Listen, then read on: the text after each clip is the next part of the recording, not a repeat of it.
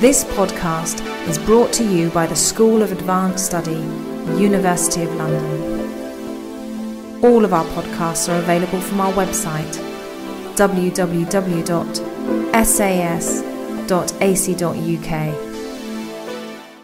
It says extreme energy in South Wales. That's because I've been away and I haven't had time to change the title on the slide. I'm Paul Mobbs. I describe myself as an ecological futurologist, mainly because there's no other pigeonhole which encompasses what I do. I started out in engineering in the 80s and had fun in the plastics industry, and then left that to become an environmental consultant specialising in community groups, so development, pollution, dodgy councils, dodgy businesses. The weirdest one I ever took on, weirdest case, was French Concorde's disturbing prize bantams in Cornwall. And the most nasty was when Newcastle City Council dumped incinerator ash in all the parks and allotments around Newcastle. And over that sort of 11, 12 years, I realised there's something deeper that, I mean, it's partly the change in the environment movement itself, but there's something deeper that we were missing here, because it was the same stuff coming round and round again. We never seemed to progress. And then I went off to Eastern Europe and worked with journalists and human rights workers, which was interesting, especially in Ukraine and Belarus. Did some work in Africa with the Zimbabwean opposition, did some work in the Caribbean, came back 2002, 2003 and started working on energy.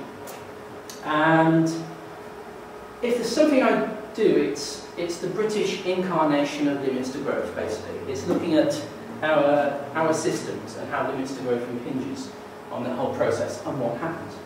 In 2005, I published the hideous green book, as people call it. It's because two-colour printing doesn't use as much energy resources as four-colour printing for a graphical product. And that was fun. That's got me all sorts of interesting things. £5 if anybody wants. And so I've been running around doing, I mean, when I started doing peak oil stuff in 2002, oil was $22 a barrel. You could buy a litre of petrol for 70p. Britain was growing at 2 to 3% per year, and what I was going around saying was oil will become expensive, the economy will stop growing, things will go bad. I think that reached a peak in September 2008 when I told a meeting of people, a lot of bankers in Skelmersdale, watch what happens to Lehman Brothers next week. And it did. And the thing is, if you're a real amateur and you read all the trade journals and you follow all the obscure press releases, so today, because of the Westminster report coming out, today I'm going to scan all the government press releases from all the departments to see what else they're hiding today, what they will announce very quietly. And the main one today is, of course, the energy bill, or it should be called the corporate welfare bill, because it's all about insulating energy providers from risk at the public expense.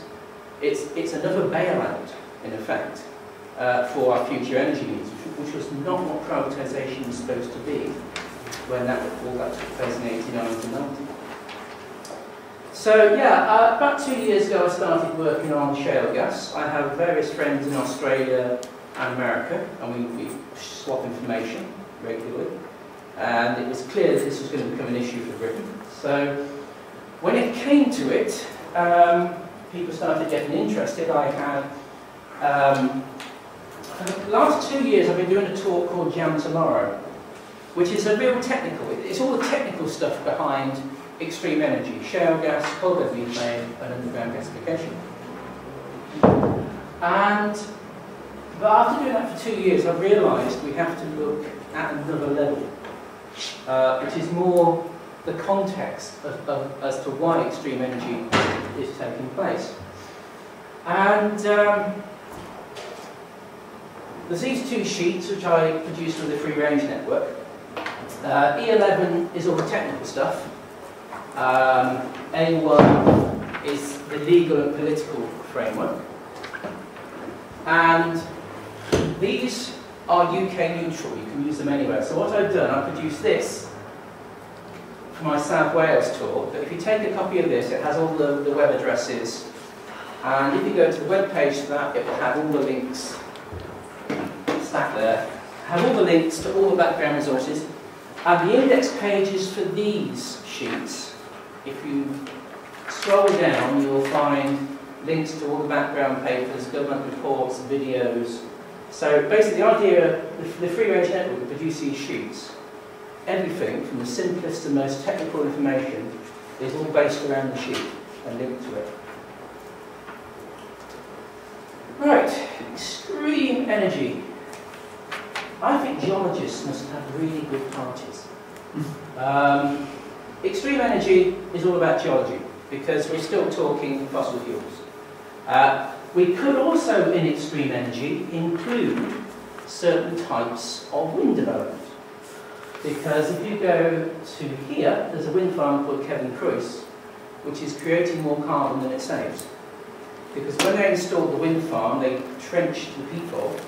The peat bog is now dewatering and composting, and so releasing more carbon than the wind energy saves.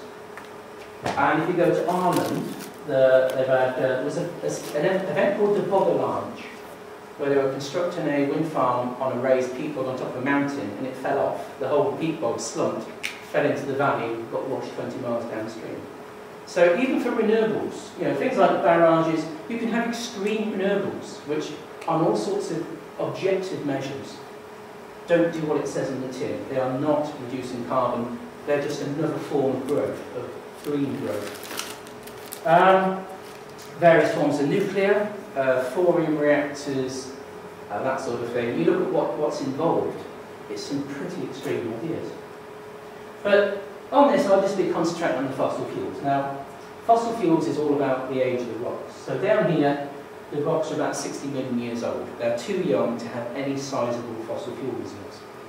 And that's because when you take sediments and you bury them, the pressure converts it into something that looks like the ooze in the bottom of your oven, basically.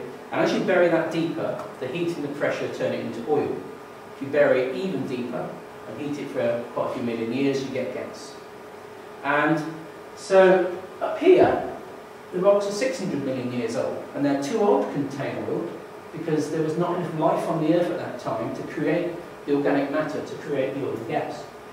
So what we're looking at is somewhere between the Midlands Valley and somewhere between a line across there. There are oil and gas fields down here, but that's because it's this type of rock down in the channel that's fed these oil and gas reservoirs along the South Downs down to Dorset. And this is the important thing, conventional and unconventional energy resources. Conventional oil and gas is where the gas is formed, oil or gas is formed, in a sedimentary rock that's permeable.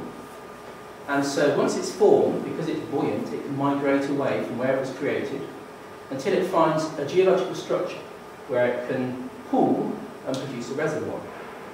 And then if you put a pipe in, you get a gusher, you pump a bit more, the oil and gas comes out relatively quickly. And it will do so for 30 or 40 years. Unconventional gas is all about accessing energy reserves which conventional technology cannot touch. And that's because the oil or the gas was created in an impermeable rock.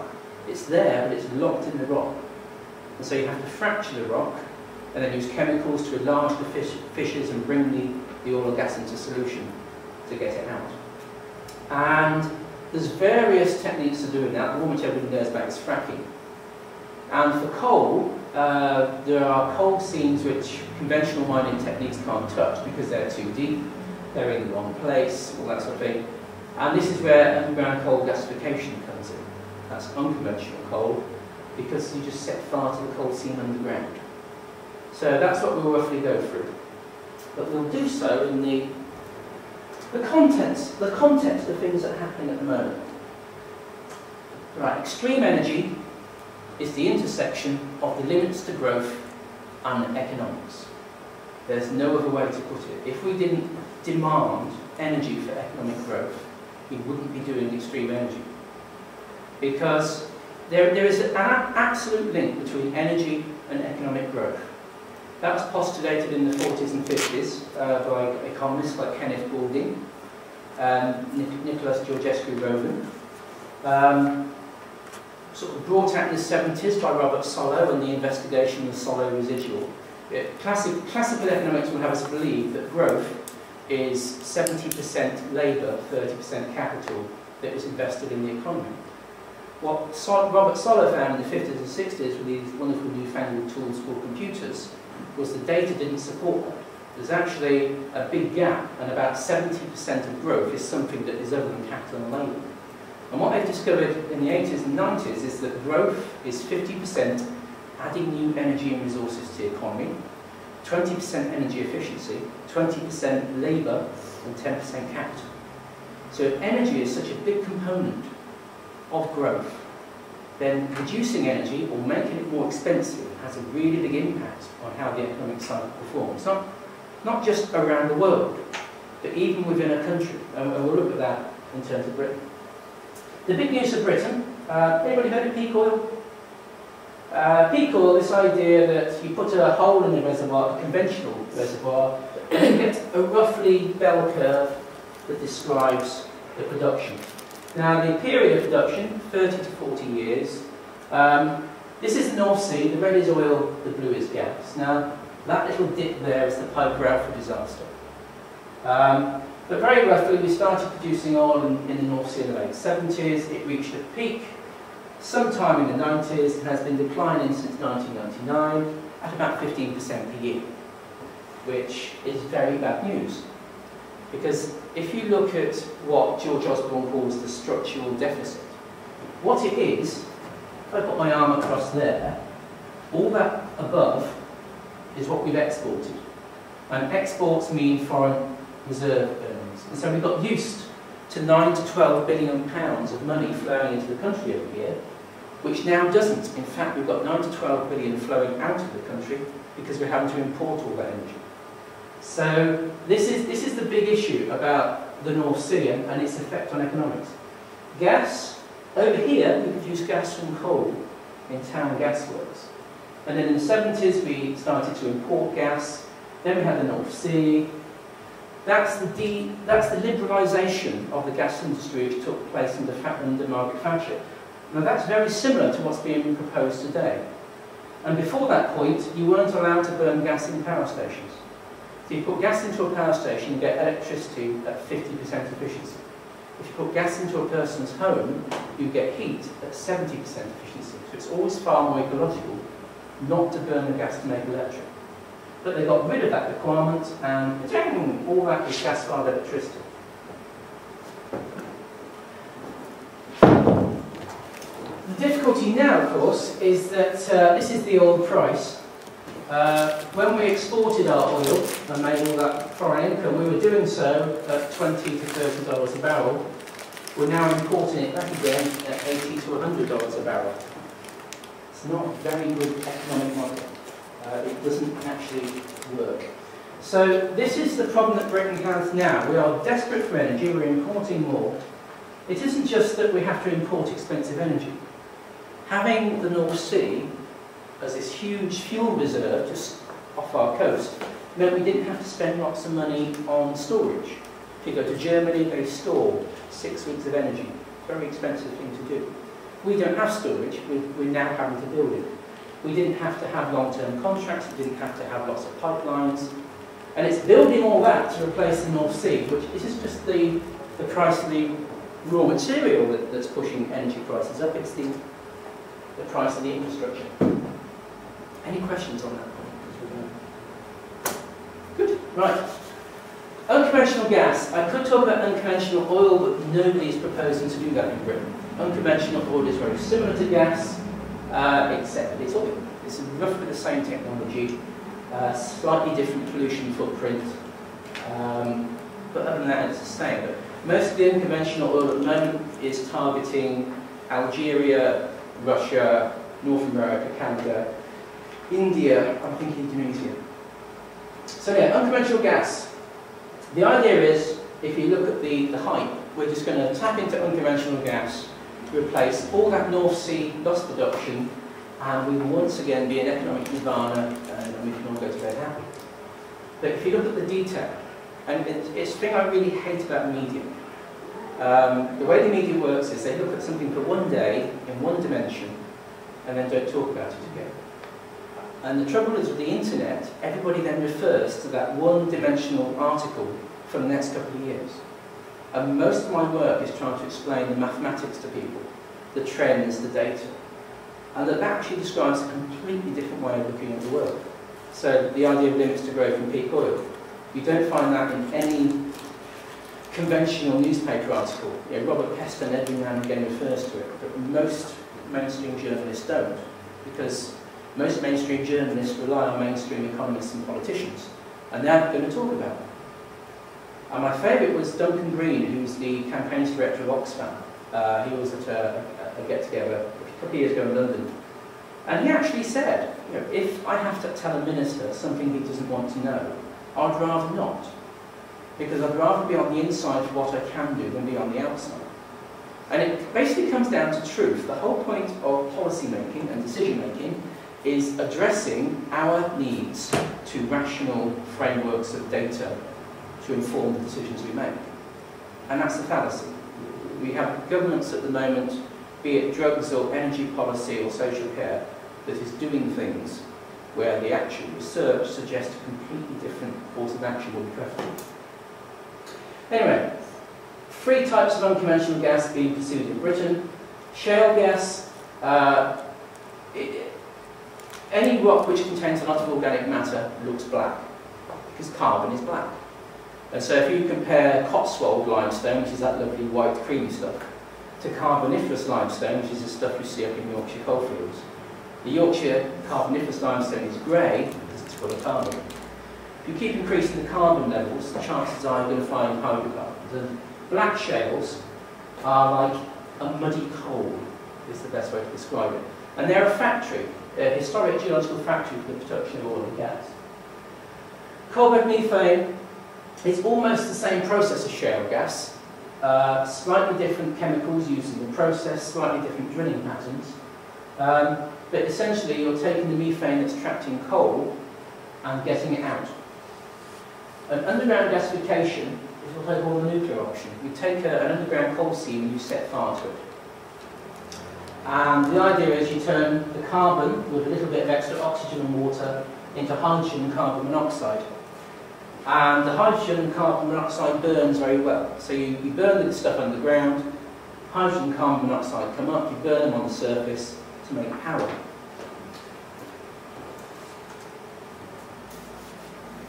Right, shale gas, only certain areas are suitable for getting shale gas. It's, depending how you measure it, 10 or 15% of the UK landmass might be viable for shale gas. These light colours here are the rock outcrops. Now where the rock actually outcrops, you're not going to get any oil or gas because it would have escaped by now. If you go down to Dorset, to Purbeck, and you look in the rock pools, you'll see a film of oil. And that's natural oil that's just seeping out from the bottom end of the Purbeck fold. So if we take the oldest of traumatic shales, they outcrop in Snowdonia and Pembrokeshire. But there's a layer of traumatic shale that goes all under Wales and the West Midlands. And that's the oldest source rock in this country for gas. It's about 440, 460 million years old. And there's a lot of gas down there when it is buried at depth. So they found it here at Penarth, they found it in Oxfordshire, where I'm based. The next layer after that is the Lemurian, which is the oldest rock layer of the Carboniferous era. And although it outcrops on the tops of the Pennines, where they're looking for it is all around the edge. So in Lancashire, that's what Quadrilla Resources are tapping, where it's about 2 kilometres down. If you go a bit younger, you get to the Lias, which is the bottom layer of the Jurassic era. It's about 180, 200 million years old. And whilst it isn't very good here, where it outcrops, this green area, which is the subcrop, that's where it's buried, is probably one of the richest sources of oil and gas in Britain. And it's this layer that fed the oil and gas field, the conventional oil and gas field, down here. The younger stuff, Oxford clay, Cambridge clay, again, you can get the stuff out, but it's probably not worthwhile. Because it's not been cooked long enough, it's too young, it's only 150 million years old. It just hasn't been out in its own mind. So that's shale gas, and the basic idea is you find your deposit, you put a hole in it, you fracture it, and the gas should come pouring out. Coalbed methane, in Australia, it's called coal seam gas. And if you want to look at coalbed methane, don't look at America, look at Australia. Because the way the industry is regulated and the way it's been working is a far better analogy for Britain than it is in America. Coal only occurs in certain areas, and depending whose figures you take, we only have 20 years of coal left using conventional mining techniques. And the limit there is you can only go down about 600 metres, because any deeper than that, it gets increasingly more difficult to dewater the mine, to get the air down for the workers, etc. So when they classify coal reserves, there's the shallow stuff, which is the orange blocks. And it's been worked out in South Wales and Yorkshire and the North East. But there are still pockets left where they can get coal out. And the green layers are the bits that I'm really interested in, because that's over 1 kilometre deep. And it's completely untouched. So this green layer here goes all the way over to Germany, under the North Sea. And so that might be a very rich source of coal, of coalbed methane. This bit here, this is the Oxfordshire-Warwickshire Basin. And up here, the coal has been worked. It's quite shallow. It gets deeper and deeper and deeper as you go south. So around Oxfordshire, down into Berkshire, there's probably quite a lot of gas down there if they wanted to get it out. The other area they're trying is the Kent coalfield. That's just a little isolated pocket of coal. Finally, underground coal gasification. This has a lovely history. The nice thing about being a researcher, I mean, yeah, I'm an anorak. I spend whole days in libraries just pouring through pages and pages of data, making notes and finding interesting things. And every now and again you hit upon a story, a narrative. Underground coal gasification is Lenin's idea. In 1922, he decided it was very bad for Soviet workers to risk their lives going down mines to produce coal for people. And it all linked in with Lenin's idea of the electrification of Russia and how that would modernise it. And so, in the 1930s, the new sort of Soviet engineers came up with this wonderful idea: let's set fire to the coal seams underground. And they did this in Russia and Ukraine. It's still going in Uzbekistan, but it's not a very big facility, and it doesn't produce that much power, and it's quite expensive to do. Then it went away after the Second World War, and then it came back in the 50s because of concerns about future coal supply. And so it was trialled in Britain at 3 sites, one in Derbyshire, one in Durham, and one on the Worcestershire-Shropshire border, near Clearbury-Morton. And I know about that one because it was a parliamentary debate in 1955. Because 10 miles away in Kidderminster, people were retching at the stench that the site was creating. Now, it wasn't coming from the site, it was just exuding from the ground by whatever route it could take. Let me just check which. Right. The latest set of tests being done are in Australia. There's 3 different companies based in Queensland. One has just been closed down because, according to the Queensland Environment Department, it's a risk to the environment to let it carry on operating. It must be a pretty bad risk. Another site has got a problem because they've got salt water from depth coming up into the shallow groundwater, which is affecting farmers. Now, salt water can be just about a pollutant as toxic solvents. And this is all about what gasification does. You drill a hole here and drill a hole, one or more holes over here. You fracture the seam in between and then blow air through and set fire to it. And slowly it burns through, and starved of oxygen it produces lots of gas. The trouble is, if you want an analogy to this, it's like a town gasworks. And if you look at contaminated land in Britain, up there, top of the level, is town gasworks. Because as well as the gas, you create a whole series of aromatic hydrocarbons, phenols, heavy metals. The problem with coal is, it's just like a jug filter that people have in their kitchens to purify the tap water. Carbon takes pollutants out of solution and locks them up. So over millions of years, this coal strata has been filtering groundwater. And so when you set fire to it, or even if you dig the coal out and put it in a conventional power station, all those pollutants are unlocked and released along with the gas.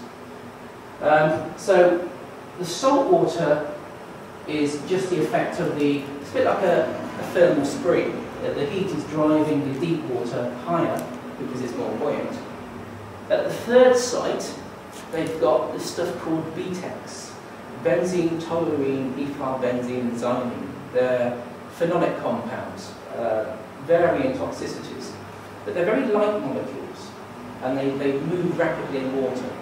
So if you have those at the surface, the chances are you've got the other pollutants, the heavier pollutants, the heavy metals, will be following behind at some point. And my problem with the way I'm an environmentalist, I learnt about the environment and how the law worked and how you go around finding problems and solving problems, learning how the system worked, how to work with companies or councils or work against them. And today, a big response to this is basically carbon. It's all about carbon. And a lot of the campaign groups have lost it because you can't look at this as a carbon issue. If you want to find out what the effects of this are, it's all about geology, hydrogeology, chemistry, physics. There's so many different issues involved. And unless you look at it in those terms, you will never understand what this really represents. But more importantly, if your only indicator of one issue against another issue, or one option against another option is carbon, you can make some pretty stupid decisions.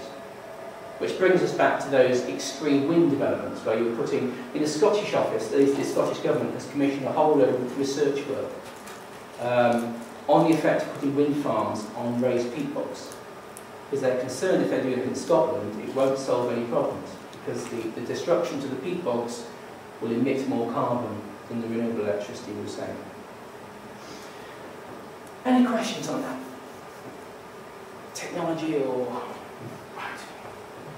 Because we're going to take a bit of a twist. Yeah, I like that picture.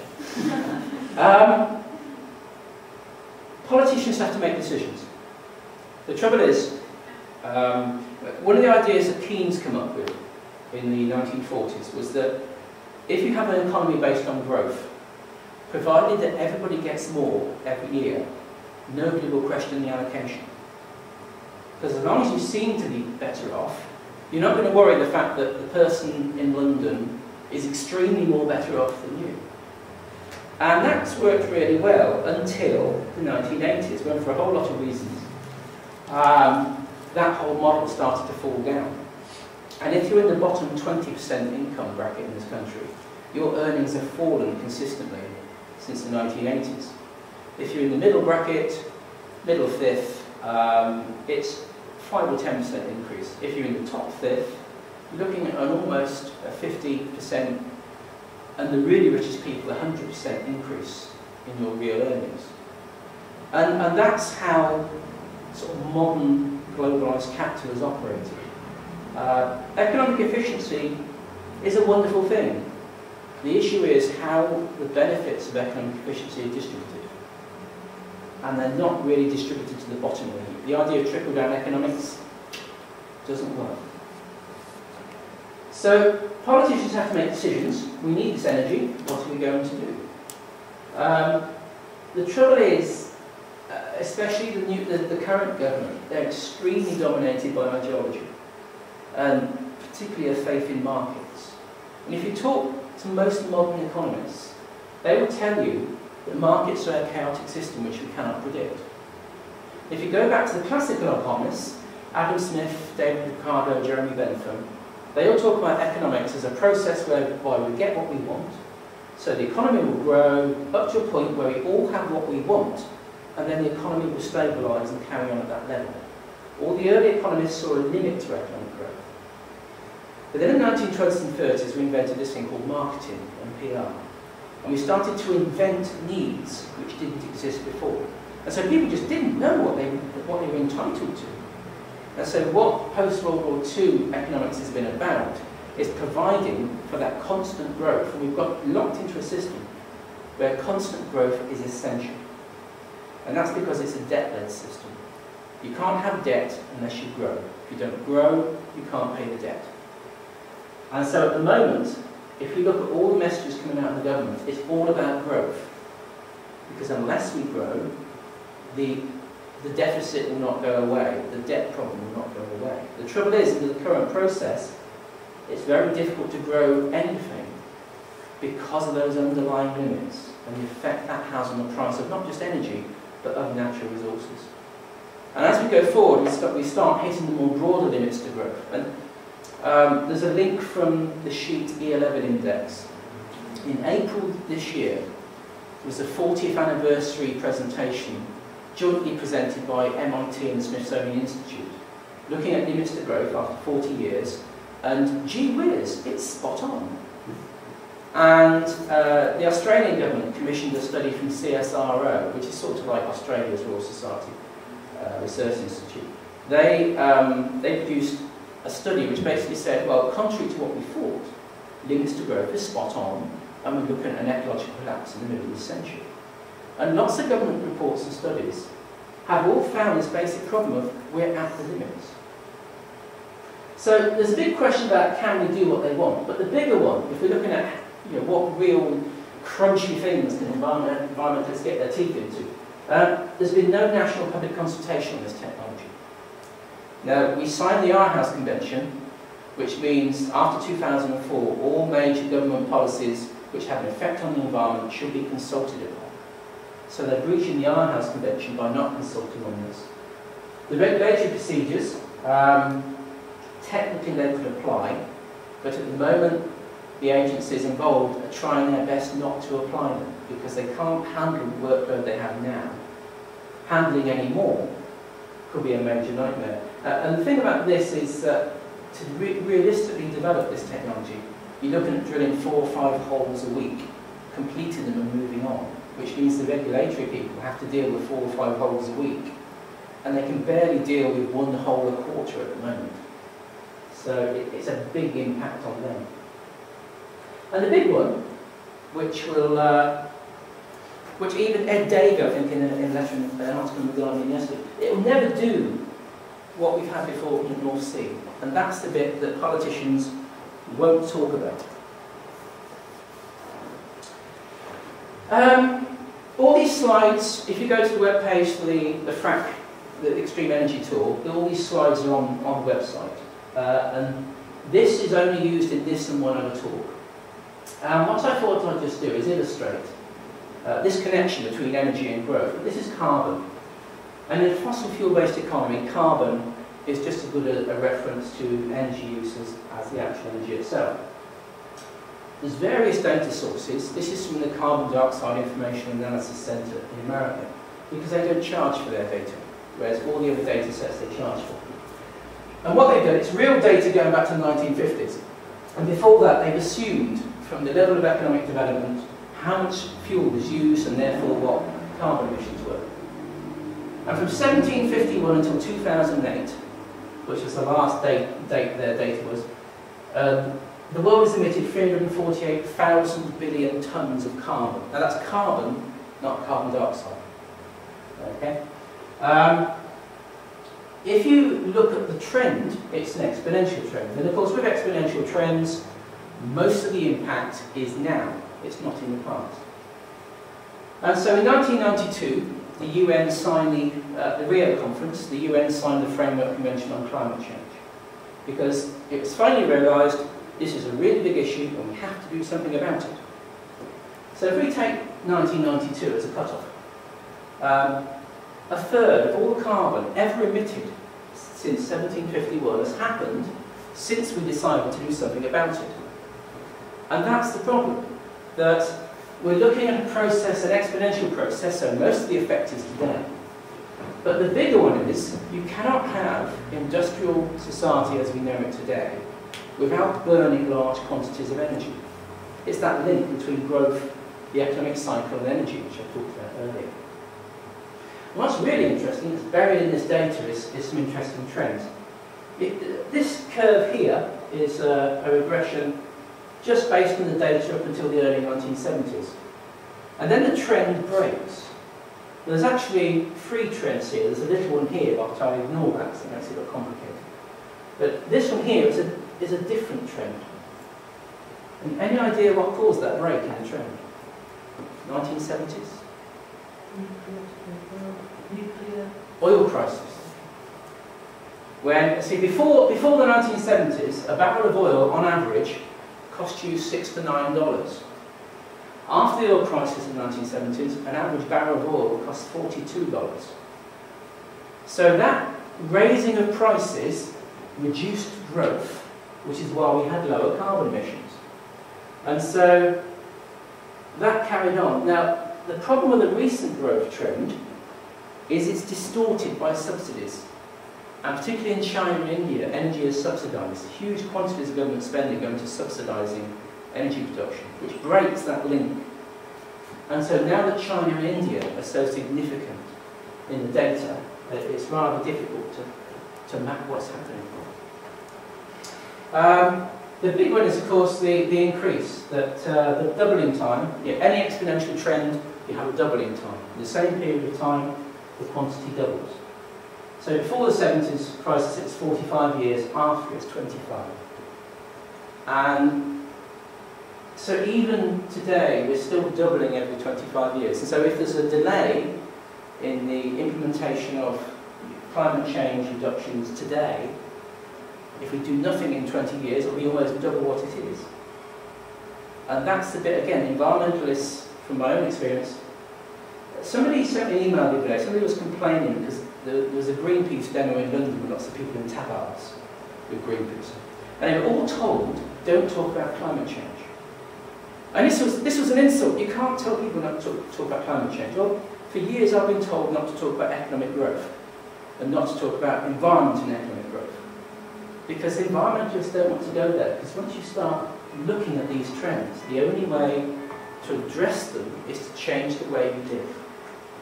And that's not on the agenda. And again, it relates back to this idea that society is all about having more. Let's just look at Britain. All I'm using here is official data. I haven't done anything to it. This is Department of Energy data from 1970 till 2011. Black is coal, red is oil, blue is gas, pink is nuclear, and renewables is that bit, the brown and the green.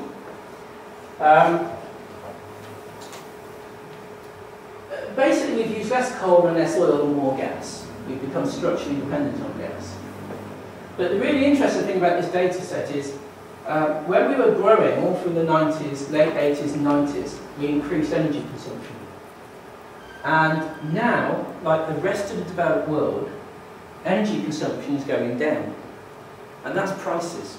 It's that hidden hand of the religious economist having an effect on consumption. And if we look forward about what will happen with limits and how that affects prices, will we control carbon emissions by decisions made in meeting rooms of very nice suited people, or will it be just the market dictating you are going to consume less? And that's another interesting issue because it relates to the current idea of switching over from fossil fuels to renewables. At the moment, the recession has done far more around the world to reduce carbon emissions and pollution than any green measure ever devised.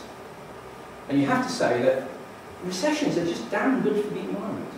Now the idea is, if we could harness that idea and have a recession without the social impacts, because we found ways to adapt to that, that would be the ideal mechanism to reduce our impacts on the biosphere. But again, that's not on the agenda because nobody wants to talk about contracting the economy, only growing. But I had wonderful fun with the pro-renewables brigade because when ministers talk about energy, they often mean electricity. And electricity is only a fifth of our energy consumption in this country. So we're putting all our concentration on electricity, wind turbines, solar PV, concentrated solar power in the deserts of the Sahara. It's all about electricity. So we're putting all our thought and effort into 1/5 of the problem. And the other 4/5 No, there are no ideas of how we will deal with transport or home heating at the moment, because that requires options which are much bigger than electricity. If we look at what the government call renewable, it's that whole chunk there, it's about 5%. But in reality, less than 1% is real renewables. That's wind, hydro, and biomass, and solar geothermal. The rest is either waste treatments, that's burning rubbish, or it's bioenergy. Now, bioenergy at the moment is very dodgy. Most biofuels probably do not save carbon. Some will probably increase carbon relative to fossil fuels because of the land changes associated with growing lots of oils. Some types of biomass, because of the way we have monocropping and the effect of monocropping on the environment and nutrient cycles, we can end up with a higher carbon impact there. So again, we're trying to fit renewables, and of course energy in the environment is a constant flux. We're trying to fit a constant flux of energy in the environment to an exponentially growing economic model, and it doesn't fit. And the solution to that, which has been to scale up, so we've gone from, let's say, a 50 kilowatt turbine 30 years ago to a 5 megawatt turbine today. When you scale up, the environmental impacts increase. And if you look at the energy and resources involved, there is absolutely no difference between a 50 kilowatt turbine and a 5 megawatt turbine. Because when you double the size of a turbine, the materials, the volume increases by a cube. And so weight per unit of energy, there's very little difference between a small turbine and a big turbine.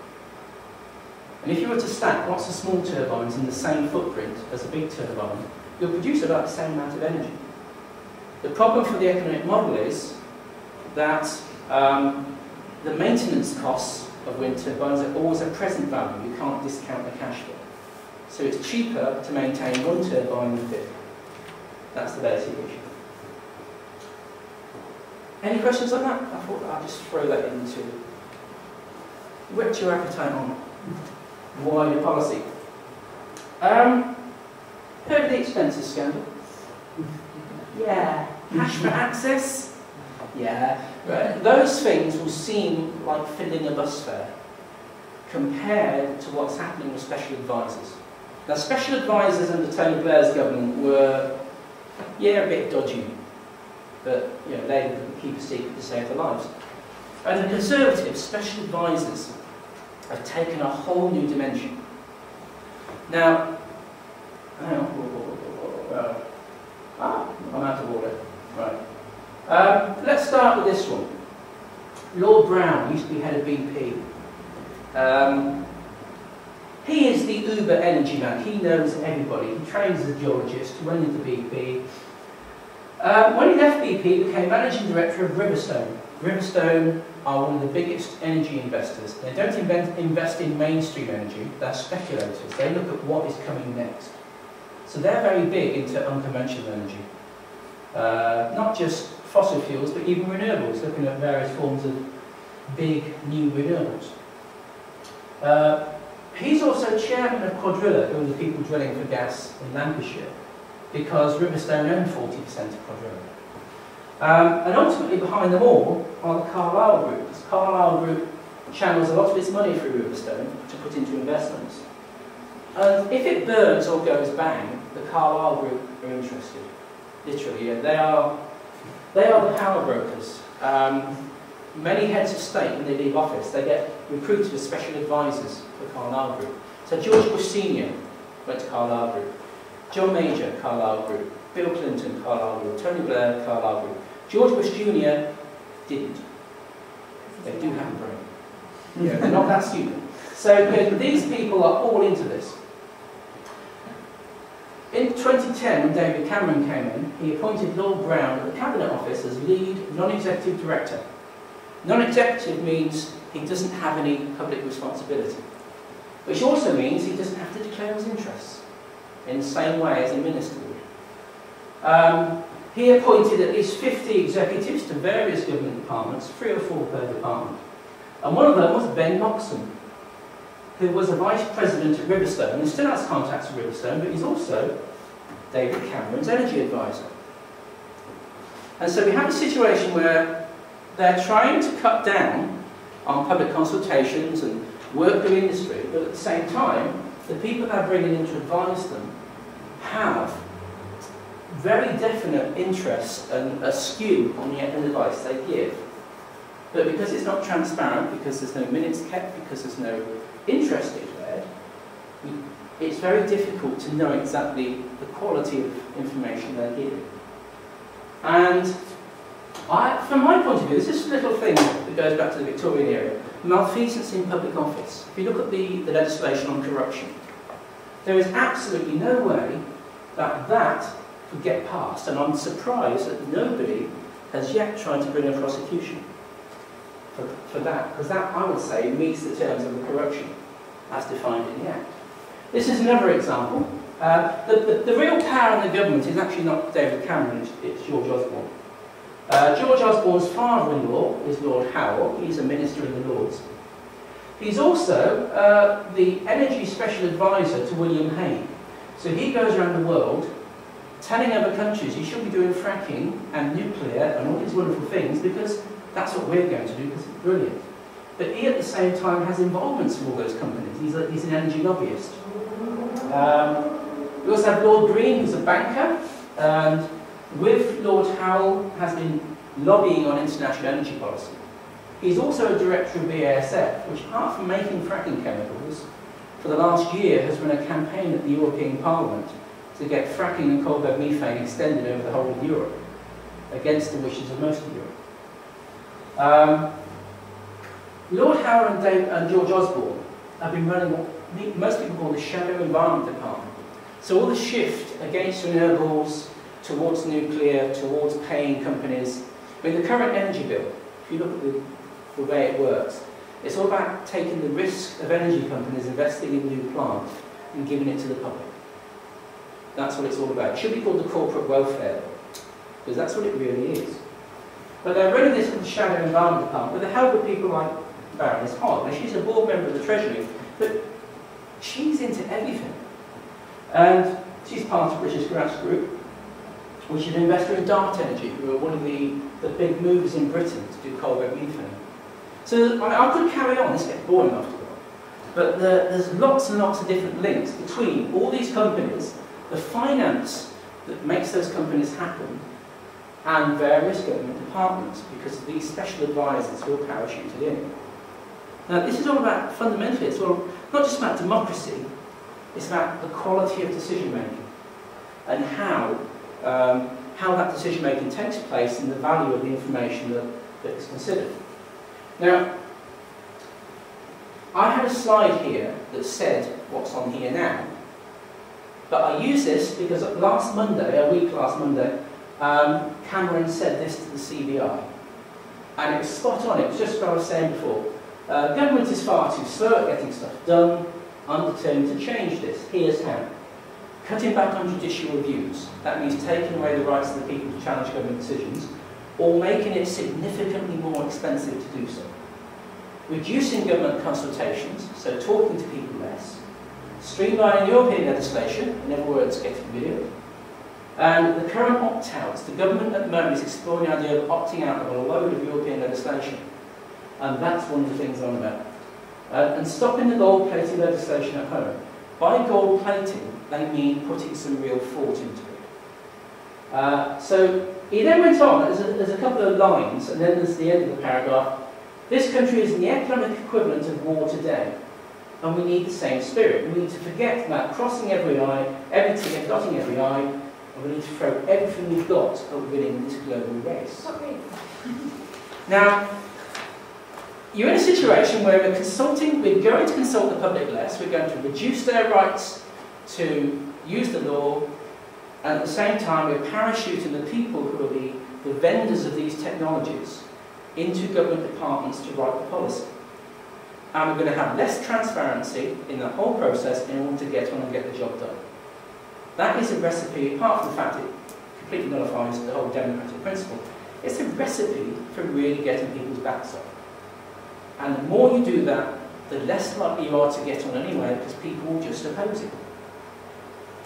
So, when there's no alternative, there is no alternative was the phrase of the Thatcherites in the 80s, Dino. When we're in the economic equivalent war, any level of dissent is by its nature a threat to business as usual. And there's this wonderful term that's been evolving for the last few years called domestic extremist. And if you look at the list of domestic extremists, I'm quite well up on that. I've been on Big Brother's Christmas card list for a while. And the thing is, we're entering a time when even well-founded objections based on evidence are no longer valid if they cast doubt on this underlying objective of economic growth. And that is the public policy issue that we are going to have to resolve in the next 10 years. Because it doesn't matter if it's Labour or Conservative, even the Green Party to a certain extent are hooked on this idea of growth.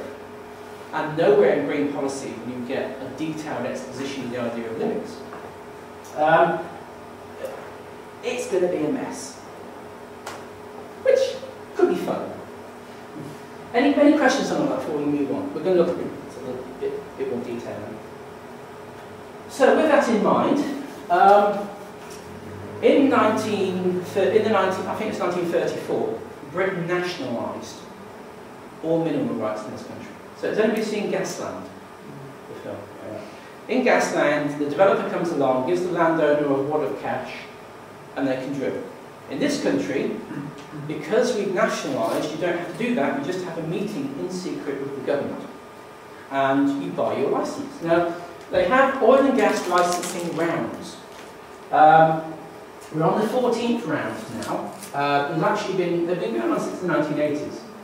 But the real big developments have been in rounds 12 and 13. Now the orange areas, these are the bits that already have licences. So most of the ones down here are for conventional oil and gas. Up here, a bit of gas, a little bit of oil. But all these here, here, and here were awarded in the last round in 2008, and they are specifically towards more unconventional sources. Now that was the 13th round. The 14th round, which started in the end of 2010, that's the green area. So it's a much bigger area they want to offer. They were supposed to announce the results of that in the spring of 2012, and they didn't. Because it's now a real political hot potato.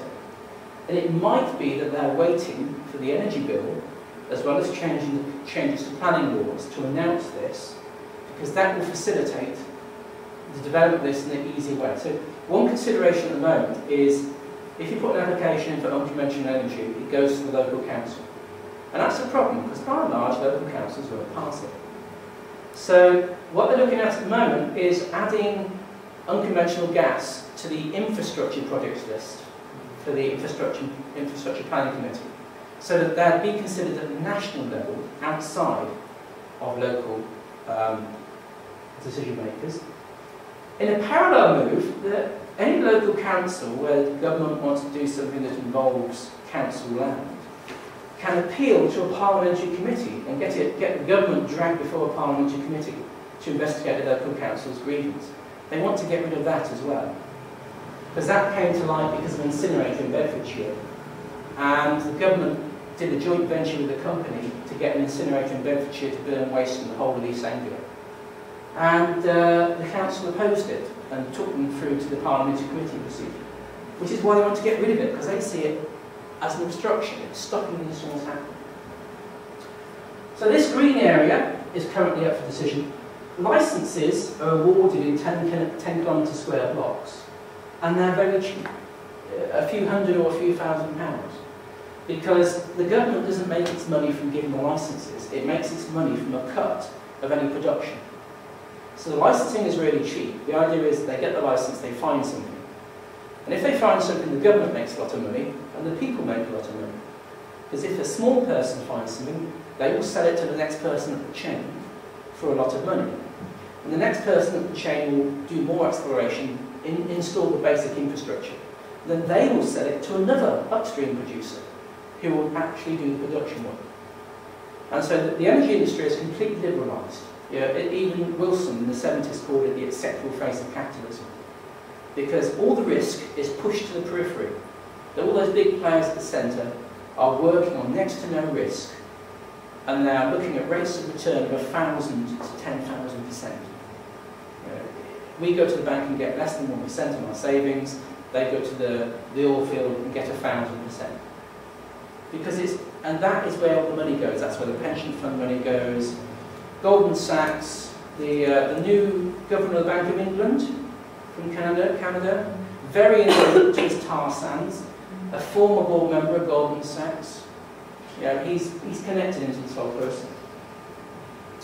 Anyway, we've not even finished the 14th round, and already the Department of Energy are mumbling that we should immediately go to a 15th round and offer all the white bits as well, because they're so desperate to do this.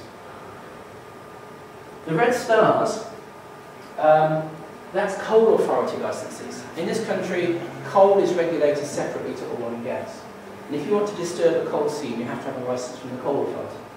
And they've issued 18 licences for underground coal gasification. That's setting fire to the coal seams. As yet, nobody's really got it going. Now, I've just been to South Wales, because apart from Scotland, South Wales is probably where all this is going to kick off. They're looking at the Mendits, they're looking at Lancashire. They have a problem in Lancashire at the moment. In Lancashire they drilled 2 holes and fracked them for shale gas. Those 2 holes, all the effluent, was put into tankers and taken to Daly Hume Sewage Works, which is the biggest sewage works in Europe.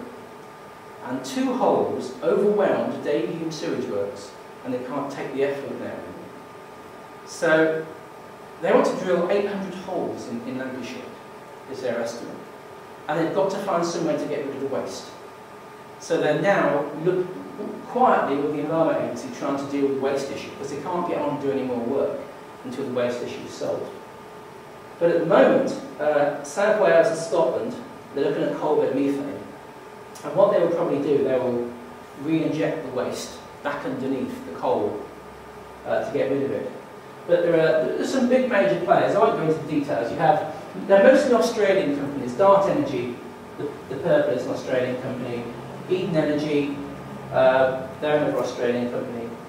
UK Methane is a British company which has the same parent company as the partner here, which ultimately is owned by a lot of energy investors.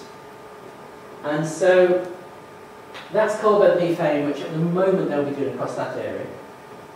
They've got the application for underground gasification in Swansea Bay. Now, at least the Coal Authority has issued the licences offshore. So if it goes really bad, you'll get some amelioration of the impact because the seawater will dilute the effect. But it's still possible for the stuff to come back on shore, and there's a lot of concern about that at the moment. Clean Coal, who are doing that, they're a very small company, and implicit in their idea is carbon capture. So they would collect all the carbon and re-inject it back underneath the coal, hopefully to stay there forever.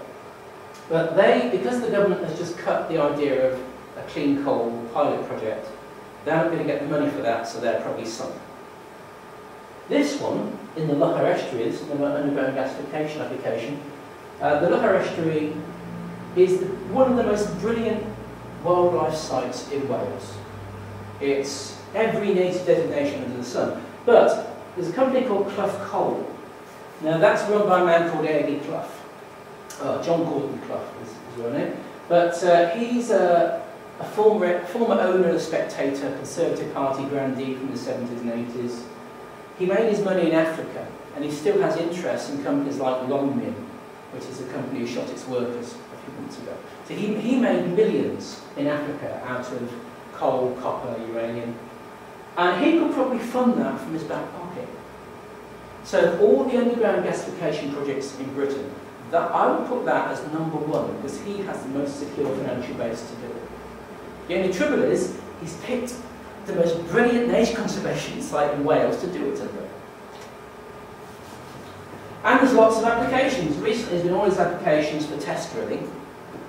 The latest one, they've given a bung to the RSPB centre to drill on their land, which hasn't gone down well with their local supporters.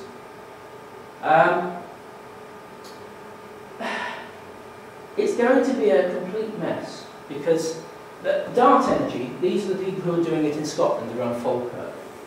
They've got a new model, which is we're not going to explore and then go away and then find the money and come back and start development. We would explore, and if we find anything really good, we'll start development right away. And they have got, unlike Eden Energy, who are a bit cash-strapped, they have got the money to start, and they've done the most test balls. So they will probably be the people who are getting on and doing it in the immediate future. Any questions on that? So the grey area, that's up for negotiation at the moment. And if I were to say which areas will probably come up in the next round, it's the Forest of Dean, because the Forest of Dean probably has very large coal seeds, which would be good for that process.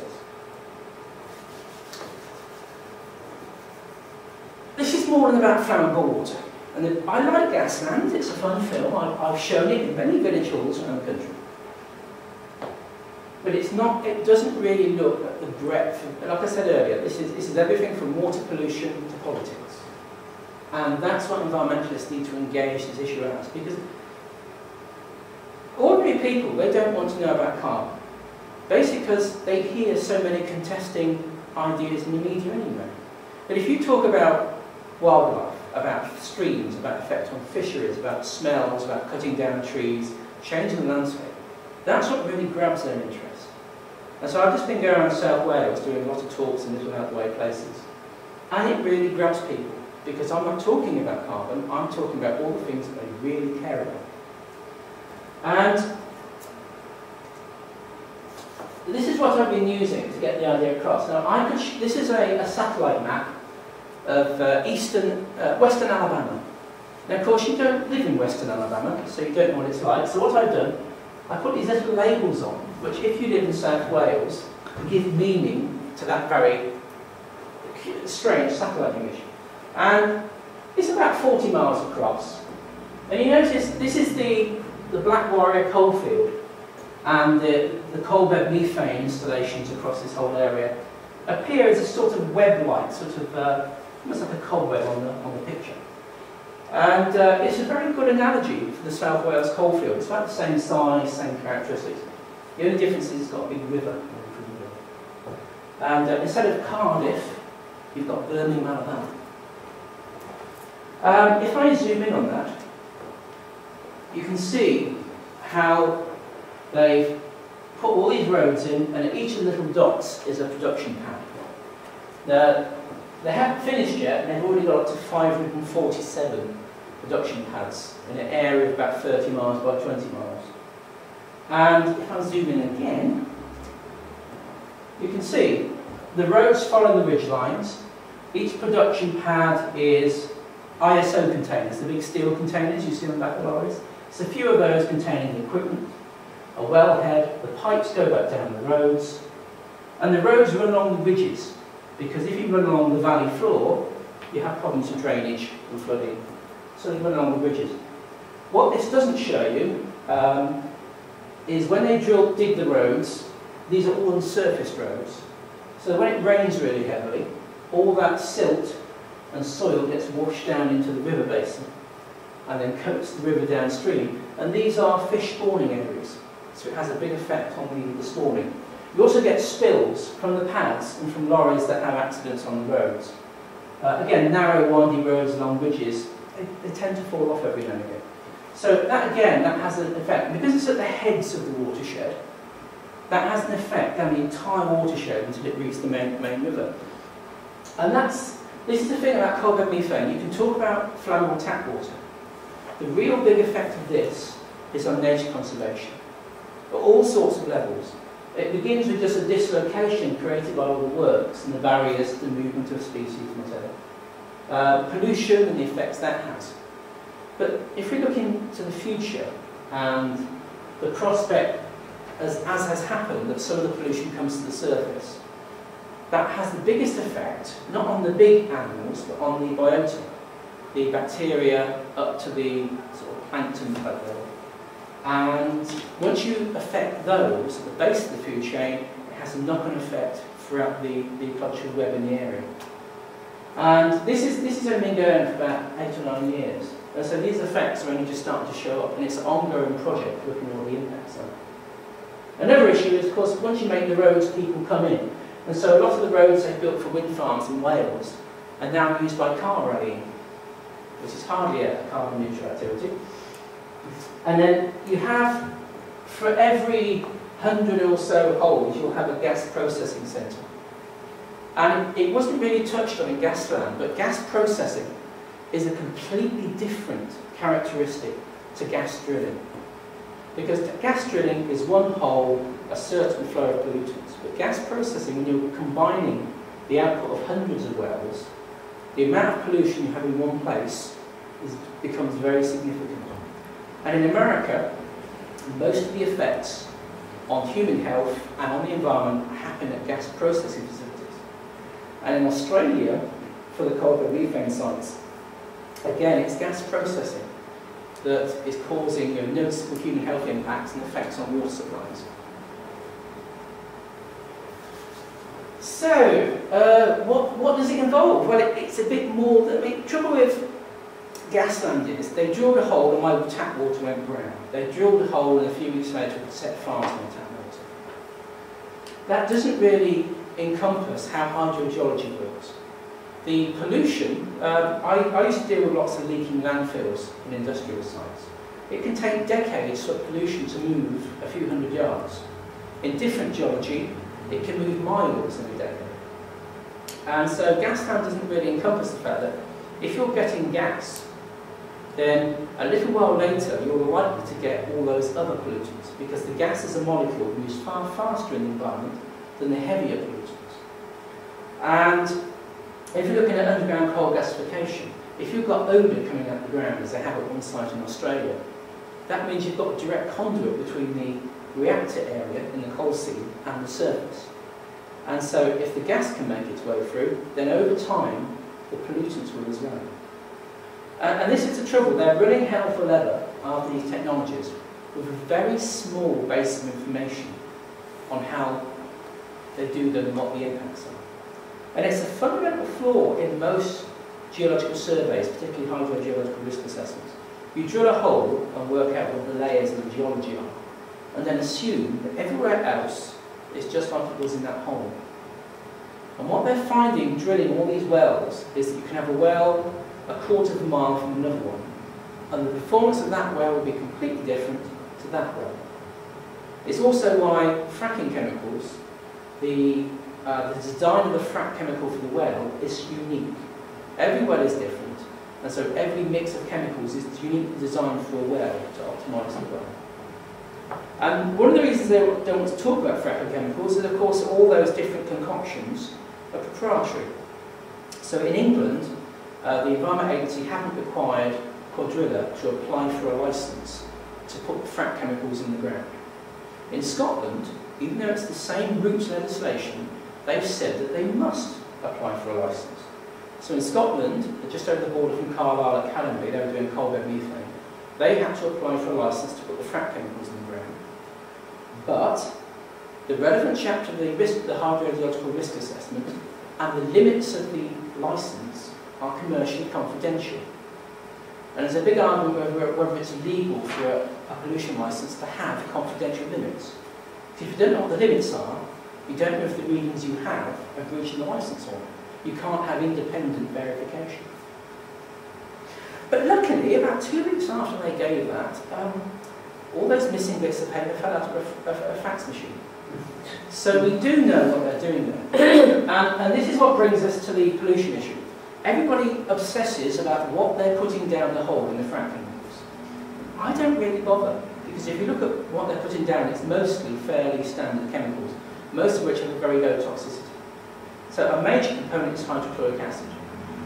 If you go to the chemist and get a Veruca treatment, it's hydrochloric acid.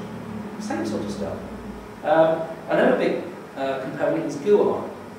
So when they put the chemicals down, if they were a liquid, they would mix with the groundwater and dilute. So what they actually put down is like a mousse, a foamed mousse. And the reason for that is it doesn't mix with the groundwater, so you get more concentrated chemicals in the fishes. And most of the guar comes from India. And most of the poor people in northern India live on guar, because they're little beans, where most of their protein comes from. And so across northern India, the fracking industry has taken about a third of the global guar crop. And people in northern India can't afford to eat, because they can't afford the beans anymore. So there's all these other links which, if you just looked at flaming water, you wouldn't make the connection. So the chemicals go down, they react with what's under the ground, and that's when it gets interesting. If you put lots of hydrochloric acid down a hole, and it reacts with mercury, you get mercury chloride, which is an extremely soluble heavy metal chloride. All metal chlorides tend to be soluble. Mercury is very soluble. It's a big problem in environmental pollution. And coal seems to contain an awful lot of mercury. And so what comes out, you put the chemicals in, it's what comes out the issue. It's the mixture of heavy metals, various oil-based phenolic compounds, and you have to do something with it. The sludge that's produced from drilling the hole is not a problem. Drilling the hole, it's just like soupy mud, what comes out the hole. You could reclaim it and use it in buildings. It's not a toxic hazard until they start fracking the hole and flushing the chemicals in there. And then you get what's called produced water. It's not gas that comes out the hole, it's a mixture of gas and water. And when the water comes up, they have to skim it because there will be a light film of oil on the top called condensate. And that's quite valuable stuff. It's very lightweight oil, quite valuable. But the produced water will also contain the soluble heavy metals. A problem they've had in Lancashire, when they were drilling, they hit a strata of very metal-rich rock. And the metals were thorium and uranium. So apparently there's a couple of 100 barrels of sludge in a warehouse somewhere in Lancashire, which I'm trying to find. And they're arguing over whether it's radioactive waste or mineral waste. Because technically it's radioactive waste, but because it didn't come from a licensed nuclear site, they can't call it radioactive waste, it's mineral waste. So, again, it's this regulatory process doesn't encompass the fact it can be two things at once. That produced water, they separate the gas. Chances are they're going to re-inject, but it's the cheapest option. In America and Australia, most of the pollution problems, most of the human health impacts are around gas processing sites because they concentrate all those pollutants into one site and then get rid of it. And most of the earthquakes, I don't really go for the earthquake thing, they're very small. And I think earthquakes have been the wonderful Trojan horse for the media, because they investigated earthquakes, they produced this report for the government on earthquakes, and the media reported it as fracking is safe. They only looked at earthquakes, they didn't look at anything else. But on the basis of the issue about earthquakes, which most geologists would know is not a problem anyway, they said it was safe. So again, if you were to pick an issue on which the industry could work with the government to make it look good, it's definitely earthquakes. If you want to look at waste volumes, waste treatment and disposal, they're not looking at that because the answer would not be good. Definitely would not be good. And again, when you pick issues of public policy, what do campaign groups look at? What do regulators look at? What politicians look at? How you select the issue and the knowledge you bring to it is often as telling as to what you want the outcome to be as what the outcome actually is. There is likely to be some direct discharge to the environment, surface water, drains, that sort of thing. And that's what tends to carry a lot of the surface pollution. Compared to what they might re-inject, it's a fraction. But if you're looking at small mountain areas, as you will in South Wales or in the north of England, Mendips, it's already a sensitive environment, and changing the aquatic quality can have a big effect on the environment. Natural gas processing has a wholly different set of impacts, and that's because we're dealing with gases. Yes, you'll get some scrubbed waste, which will be re-injected, but it isn't just methane that comes out the hole. Now, in Poland, the government are absolutely crippling themselves trying to get shale gas working, and it's just not working. And what they found was when they drilled their holes, 60% of what came out was nitrogen, which doesn't burn. So it's completely useless. And at the moment, the Polish government is offering state companies, in effect, a blank cheque to do the work to produce the gas. Even though the gas will be uneconomic, for no other reason than to stuff the Russians. It's a deep wound. Goes back well before the Cold War. And it's a geopolitical thing. But shale gas in Poland arguably could never be economic with the data we have on production and exploration today. But the government is still going for it hell for leather because it's a political thing. Now, when you treat the gas, you get all these organic compounds, volatile organic compounds, phenols, and they're a problem because they're gases, they're a contaminant in the system. So they separate them from the methane and they tend to flare them. We know about gas flaring because it's widely done at landfill sites. And it's not a very efficient way of getting rid of pollutants, partly because it doesn't work well all the time, and partly because in the flare you get secondary pollutants created. Nitrogen oxides, dioxins, all sorts of things. And so that has an effect, a polluting effect on the environment. A bigger one probably is the sulphur. You can't put sulphur into the gas main because it will rust it. So all the sulphur has to be stripped out. And sulphur compounds are very toxic. And getting them out, there are very different processes, many different processes to use. And we can't speculate as to what the impact will be until we know what process it is. Because some produce a dry waste, some produce a liquid waste, some produce a sort of sludge, some produce too. And so that's a big problem. It could mean you have lots of low toxicity waste which needs a landfill site to put it in, which then creates a waste stream issue. And the big one, a bit like the condensate at the wellhead, gas liquids, these are low boiling point solvents, aromatic hydrocarbons. And most of the problems in America to do with fires and explosions, they all relate to the condensate and gas liquid tanks. Because again, when you start storing large quantities of low flash point flammable liquids, they have a tendency to go bang. Hemel Hempstead, when the Bunter oil terminal blew up, that was a vapour cloud. The vapour came out the top of the tank because the tank broke. And because these vapours are heavier than air, they blanket the ground. And then ignition source, bang.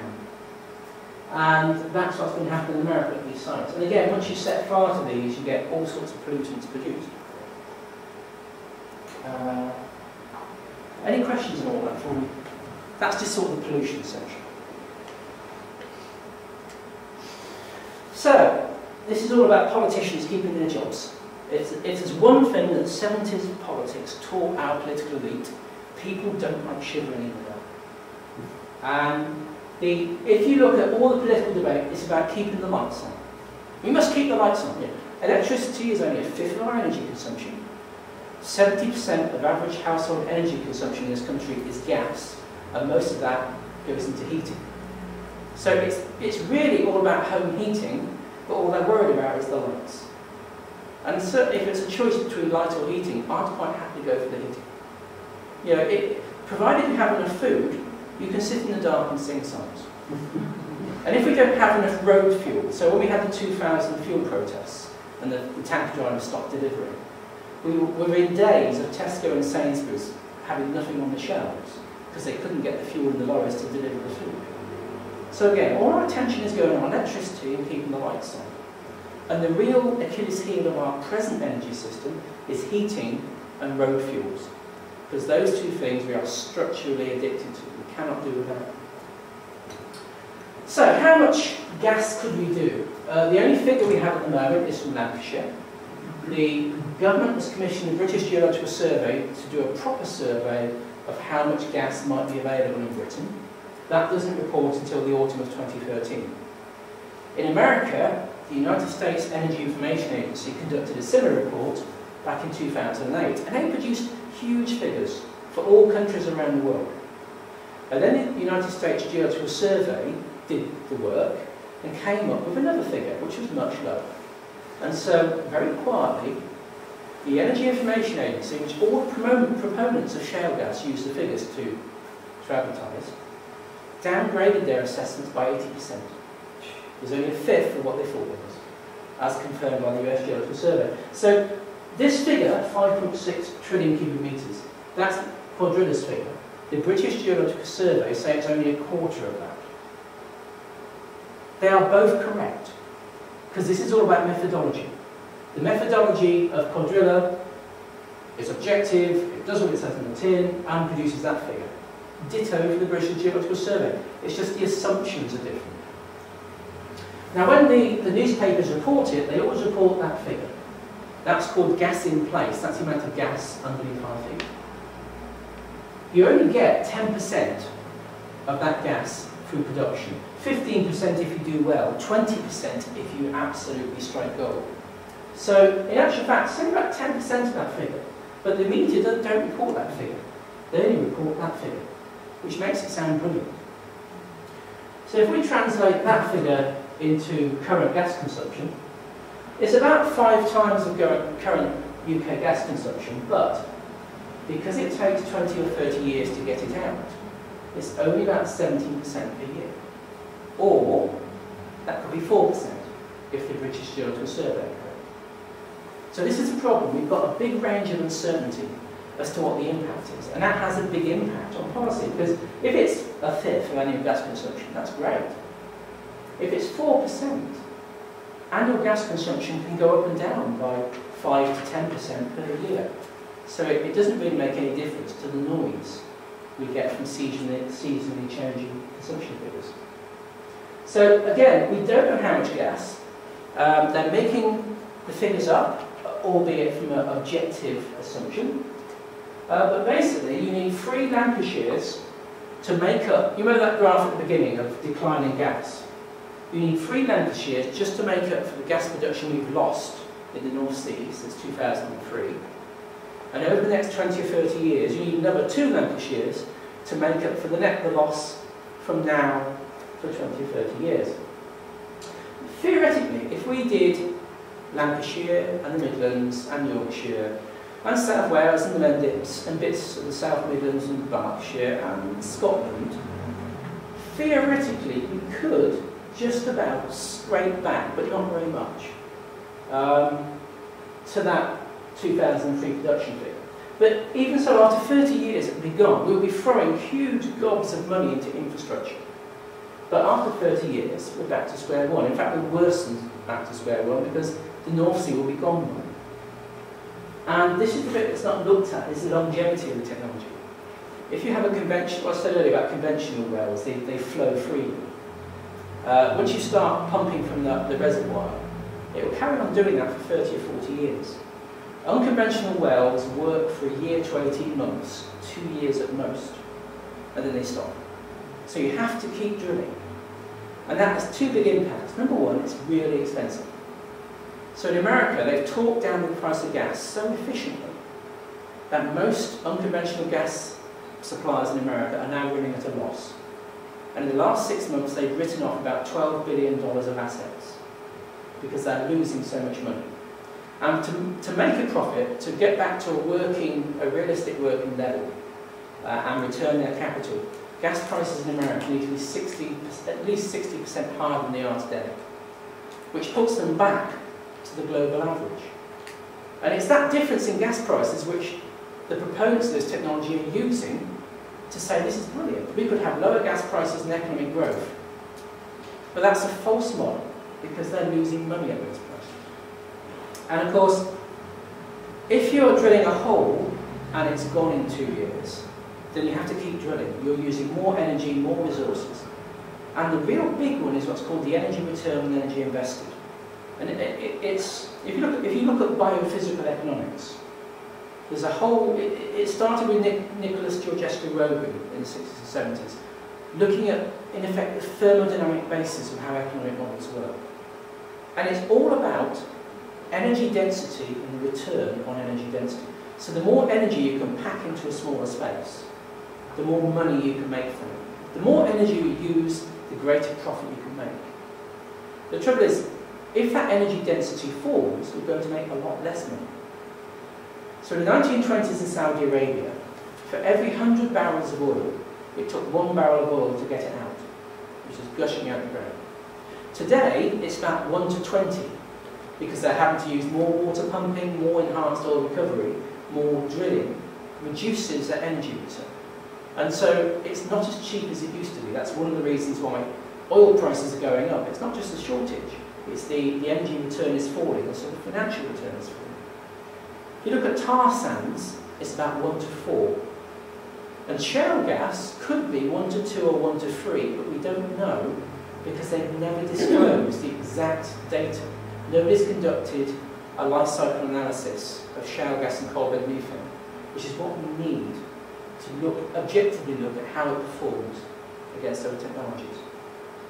But the baseline is, in society, we want healthcare, we want schools, we want all sorts of things which aren't directly related to production. And every year we invest a quarter of all the world's profits back into the system to keep the system ticking over. So you actually need about 1 to 8 to make society viable. You have to have one unit in for 8 units back. So all those modern, wonderful technologies like tar sands, shale gas, even certain types of nuclear like the thorium cycle nuclear, they are not going to work purely because the energy return is so low. Wind power, big wind, very roughly that's somewhere around the 8 to 12. So wind is just bordering on the edge. Hydro again, depending on the type of hydro, 1 to 10, 1 to 15. So even renewables, some of those are trapped by the fact that they're not going to work in the current economy. Now, of course, if we could change the economy, if we change the way the economy operates, we would alter that figure. And if we can get it lower, then it brings in alternatives. Any questions on all that? That was a lot of work. We're almost there. This is a graph that I produced for my talk at the House of Commons in 2009. And that was great fun. Partly because on cue, a very nice man asked me how we could take my stuff seriously given how I was dressed. Now personally, this place is like an oven to me because I live in an ecologically cool house. But the main thing is, which I did point out, well hang on, if you are trusting what I say by the cut of my dress rather than the veracity of my arguments and data, shouldn't you really look at your values? And this again is the problem. We have this whole system of professionalisation. You have to have a suit, you have to do this, you have to do that. It's not about the data. It's not about the value of the data, stating your references, showing the way you do your figures, your data processing. And it's a name. The whole way the government uses data today is not about what the results are or what the methodology is. It's the name at the top of the letterhead. You buy the credibility. But anyway, this is my history of energy in Britain. And nobody else does this because everybody else has a flat bottom line to their graph. And I haven't done that. I've got the 0 here. And everything above is what we produce in this country, and everything below is what we import. And the same colour codings, black is coal, red's oil, the blues are gas, and the purple is nuclear. We import all our uranium.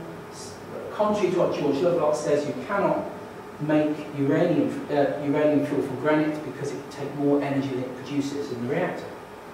And the greens are renewables. The grey bits are energy exports. Now, the dotted line is actual energy use. Now, this is 1920. It's real data until 2011. And then from then on, it's the government's old projections. Now, the reason it's the old projections is the new projections came out in October, and I've been through them on their spreadsheet, and they don't add up. So I'm not going to use the government's new projections until I can work out why they don't add up. But anyway, over here we were the Saudi Arabia of coal. What's his name? Joseph Conrad wrote a short story about taking a shipload of coal from London to Newcastle where they loaded up, and then they took it to Burma. Hence the idea of coals to Newcastle. You take coal from Newcastle to Burma, not the other way around. But funnily enough, today we are doing it the other way around. We exported about a third of all the coal we done in this country, and that is what built modern Britain. All those waterworks, all those gasworks and roads and schools, that was built partly with the money from that and partly from all the exports. In 1924, this idea of peaking, that you go up to a peak and down, and it's a bell curve, it's a mathematical distribution. Coal is a beautiful logistic distribution. It peaks in 1924 and then goes off like that and flattens out. So we started having less coal because we peaked, but all we did was get rid of the exports. And at the same time, in the 50s and 60s, we started to burn more oil. Most of that came from Iran. But the effect was that we started to drop off. And what that represents is a shift of capital flows from into the country to out of the country. And if you look at a lot of academic economists' work on the 60s and 70s economic issues in Britain, that's what it's all about. We were spending far more money abroad than we earned at home, and that's what created the problem. Now at this point, have a look at Andrew Marr's Modern History of Britain, either the TV programme or the book. And in the programme he spent about 7 or 8 minutes on that bit here, because Thatcherism could not have happened without the North Sea. Because we went from this energy deficit to projecting a huge energy surplus by previous conditions. And all that extra money that it created, as Andrew Marr says, it didn't make a big difference, but it made unemployment politically acceptable. And so if you look at that bottom 20% of income levels, the people whose income has gone down, it's not because their actual earned income has gone down, it's because they've become dependent on benefits. And that's the bigger issue, that what all these liberalisations have allowed is a transfer of wealth. It's the reverse of the redistribution that happened in the first half of the 20th century. It's been a redistribution from the poor to the rich.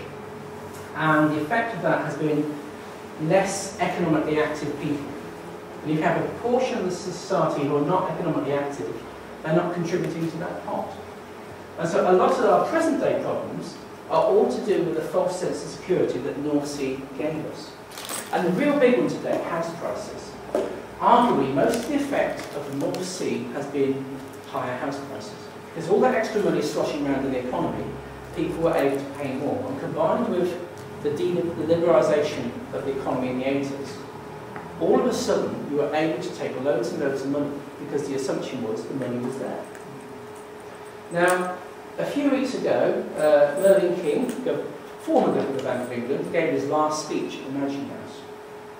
And he said something which was reported in all the financial pages, which is basically, we need to re-evaluate asset prices in Britain in order to bring asset price values in line with the economic cycle as it stands today. Does anybody know what that means? That's how it was reported. What he actually meant was, house prices have got to come down by 30–40% because at the moment people can't afford to live. Now we can't say that in plain language because the political class would panic. But because he said it, he's off the hook. And if you look at a lot of what comes out of the Treasury, it's all in code. And the code is, we need house prices to come down. But if that happens, it will actually create more problems because you'll go from about 1 million people in negative equity to about 10 million people in negative equity. And so we won't need a bailout for the big corporations, we'll also need a bailout for middle classes. Because otherwise, that indebtedness creates a knock-on problem for the whole economy. Anyway, that's the North Sea era. We're now in the post-North Sea era because we peaked and we're declining. Now the government's projections assume that we'll burn less coal, we'll import more gas, and we'll do more renewables. We'll have more renewables onshore or offshore in Britain, and we'll import some renewables. At the moment, all that is in doubt, because the government, the Treasury is saying one thing about future energy policy, and the Energy Department is saying something else. And the thing is, George Osborne has far more power than Ed Davey. That's what it comes down to. And the nuclear bit, which here tails off, their view is that will increase, and the way they will do that is indemnifying new nuclear providers against any unexpected risks. And so it's massaging the figures, it's giving state aid without giving state aid in order to attract one type of development, which is nuclear and fossil fuels, against another type of development, which is renewables. What difference does shale gas make coalbed methane? We don't know because we haven't had this national study, but let's just put Lancashire on. Let's assume Quadrilla's 5.6 trillion cubic metres is correct. It's not a quarter, it is that figure. Let's assume they do their 800 holes across Lancashire in the next 15 years, which is their development plan. How much gas will that produce? Can you see it? It's not an awful lot, which is why I say we'd have to do Lancashire and Scotland and Yorkshire and South Wales and the Mendips in very short order and sequenced very precisely in order to try and reverse the decline in the North Sea. Because even with this, assuming those renewables don't come on stream, we're still declining every year. To bring that to somewhere level, we need a lot more than what they can produce just in Lancashire. And at best, it's a stopgap. But this idea of gas being a bridge to a different economy, number one, it's a bridge of only one end, because we don't know what the other end of the bridge is. It seems to be a suspension bridge at this end and a stone slab at the other end. But the really big one is the idea of gas as a bridge fuel is that gas is less polluting than coal. And this is the one brilliant thing that shale gas has done for us, is that having to go and look at how shale gas wells perform, they've been able to do some work which they haven't subjected the gas industry to previously. And the best example of that was the University of Colorado, who were looking at fugitive emissions from gas well drilling in America. And they were calibrating their instruments. And to calibrate it properly, you need to do it somewhere where there's no methane, excess methane in the atmosphere. And so they did it in the middle of Denver, which is where the base was. And that's where the calibrating in the middle of Denver, they found these huge methane washings coming in on the wind. And they traced it back to a conventional gas field. And now people are honestly looking at it, they're finding that the fugitive emissions from all gas wells, conventional or unconventional, are about the same. 1% of all gas wells will fail in the first year. 30% will fail in the first 10 years. And the thing about these gas wells, they have to be perfect, not just for their operating lifetime, but afterwards as well, to prevent that pipe acting as a conduit from the deep strata to the surface. And it basically means if you factor in the methane emissions, gas is no better than coal as a fossil fuel. There is no bridge. It's all as bad as each other. So it poses big questions, and really we come back to this limits issue again. If we're saying that we have to cut emissions, last week the world, it always happens when I go away for a week. Last week the World Meteorological Office issued their new global figure for carbon in the atmosphere. It's a new record, 391 parts per billion. Which is interesting because when I first started this work it was 369 10 years ago. It's really shooting up. The IEA issued another forecast basically saying that, well, actually we do have problems with oil production. And the European Environment Agency brought out a report saying that climate patterns in Europe have changed. We don't know what they've changed to, but we know that they no longer correlate to the established climate patterns before the 1970s. So we know that climate change is having an effect. We know that emissions are accelerating as globally the economy grows. And we need to do something. And at the moment there is no mechanism. The UN Charter won't do it. The UN Framework Convention won't do it. Because it's based on flawed reasoning. Carbon trading won't do it. Even renewables won't do it. Because arguably at the moment, all that new renewable capacity around the world is freeing up fossil fuel capacity and so reducing the price slightly. And there's a similar argument at the moment relating to blood gold, blood metals, the metals that they dig out of Congo and places for mobile phones. It's only a small amount, but because there is a premium paid for certified metals, so you can have an ideologically sound mobile phone, what you're finding is that increases the difference between the production price and the global price, that encourages even more blood metal exploitation.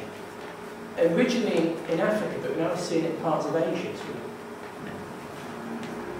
And so we just need a new economy, and that will solve the problem. But anyway, to sum it up, these are the three big issues that all these alternatives, renewables or unconventional fossil fuels, are always marketed on. Energy security. It makes absolutely no difference to Britain's energy security. Number one, because it will never make up for the North Sea. But number two, because again, we require a mix of fuels which these technologies don't produce, and so we'll always be dependent on that global market. Prices. The market is fully globalised, which means even if we produce gas in this country, the price we will pay will still reflect the global figure. And because globally energy resources are stretched, we'll still be paying more. And the really interesting one was Australia, because Australia was a landlocked gas economy. And so it only reflected local price factors. They built a liquefaction plant to turn methane into liquidized methane to send to Japan. Now Japan, now they're shutting down nuclear power stations, they're really desperate for liquefied gas. And so Australians are now paying not their landlocked price, but the globalised price, because they now have this gas terminal. Because the producers, we can sell it to the gas terminal and get 20% more than we were paying at home. And so what's happened is Australian prices have risen to reflect that global price. And even in Canada, only about a fifth of America's energy comes from Canada, but it's 75% of Canada's energy production. It's a huge effect on their economy. And they had a debate in Parliament earlier in the year, basically saying, should we send all this stuff to America, things like the Keystone XL pipeline? Should we send it to America? Because the Chinese will give us a better price. And arguably, Canada will be better building a pipeline from the middle of Canada to British Columbia than it will building it from the middle of Canada to America. Because British Columbia needs the energy for their economy far more than America does. So there's all these things tied up in prices. And often prices don't work in a straight line. You change one thing here and the equilibrium shifts somewhere else. And the big one is the economy. Will it help the economy? Arguably no. Because we import over half of our food in this country. 90% of our fruit, fresh fruit. And so what is the number one spending in the average house apart from living costs? It's food. And will this change food production? No. In the future, it might actually mitigate against doing food production if it affects water resources and contaminates land. It won't affect the import of goods, finished goods, which again, the major use of goods in this country is now imported. And so energy might have a peripheral effect in Britain, but it's not going to change the balance of the whole economy because there are so many other external factors. And no matter what we do to energy in this country, China is still importing energy like there's no tomorrow. India is still importing energy like there's no tomorrow. And so it won't change that. And because we import so much, it won't change the economy in Britain. So basically, we are at the limits, and we have to get used to a depleting supply. And there is, I can go to universities, I lecture on degree and MSc courses at various universities, and you can have this discussion in a university. You'll never have that discussion with a politician, because I've tried. So, it's all about the old economic rules, and why the old economic rules no longer apply. And it's all about ecological limits and how those ecological limits bite. Now what's really interesting about Britain is we were the first to industrialise. And we were the first to industrialise not because we were British, but we just happened to have all the right ingredients in the right place at the right time. We had lots of indigenous resources and some clever people and a hands-off government. Now, we've used all our resources, that's what we've done. The same as Germany. Germany's used all its resources. The difference is Korea imports 90% of its energy, Japan 80% of its energy, Germany 70% of its energy. But they have economic models where they generate the finance to pay for that. In this country we have an economic model and a social system that is dependent on just expressing your life through having more. And we're not producing the goods, literally, to pay for that. And that's the reality of our current problems. It's not where the energy comes from. Right, so it's all in the sheets. If you go to the free range site, we've got a whole load of different publications on everything from reducing your impact, your lifestyle by going camping, through to hardcore economics and energy. The sheet there has got the details on. There is my old book, which is still fairly relevant, if you want it for £5. Question? Discussion? I think I'll give him a round of applause.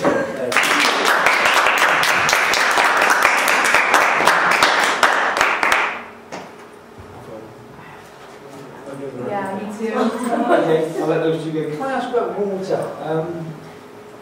How much water does it take for some of the processes we talked about a while? Let's look at Lancashire, for example.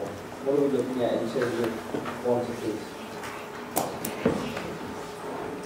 Right. Every well is different.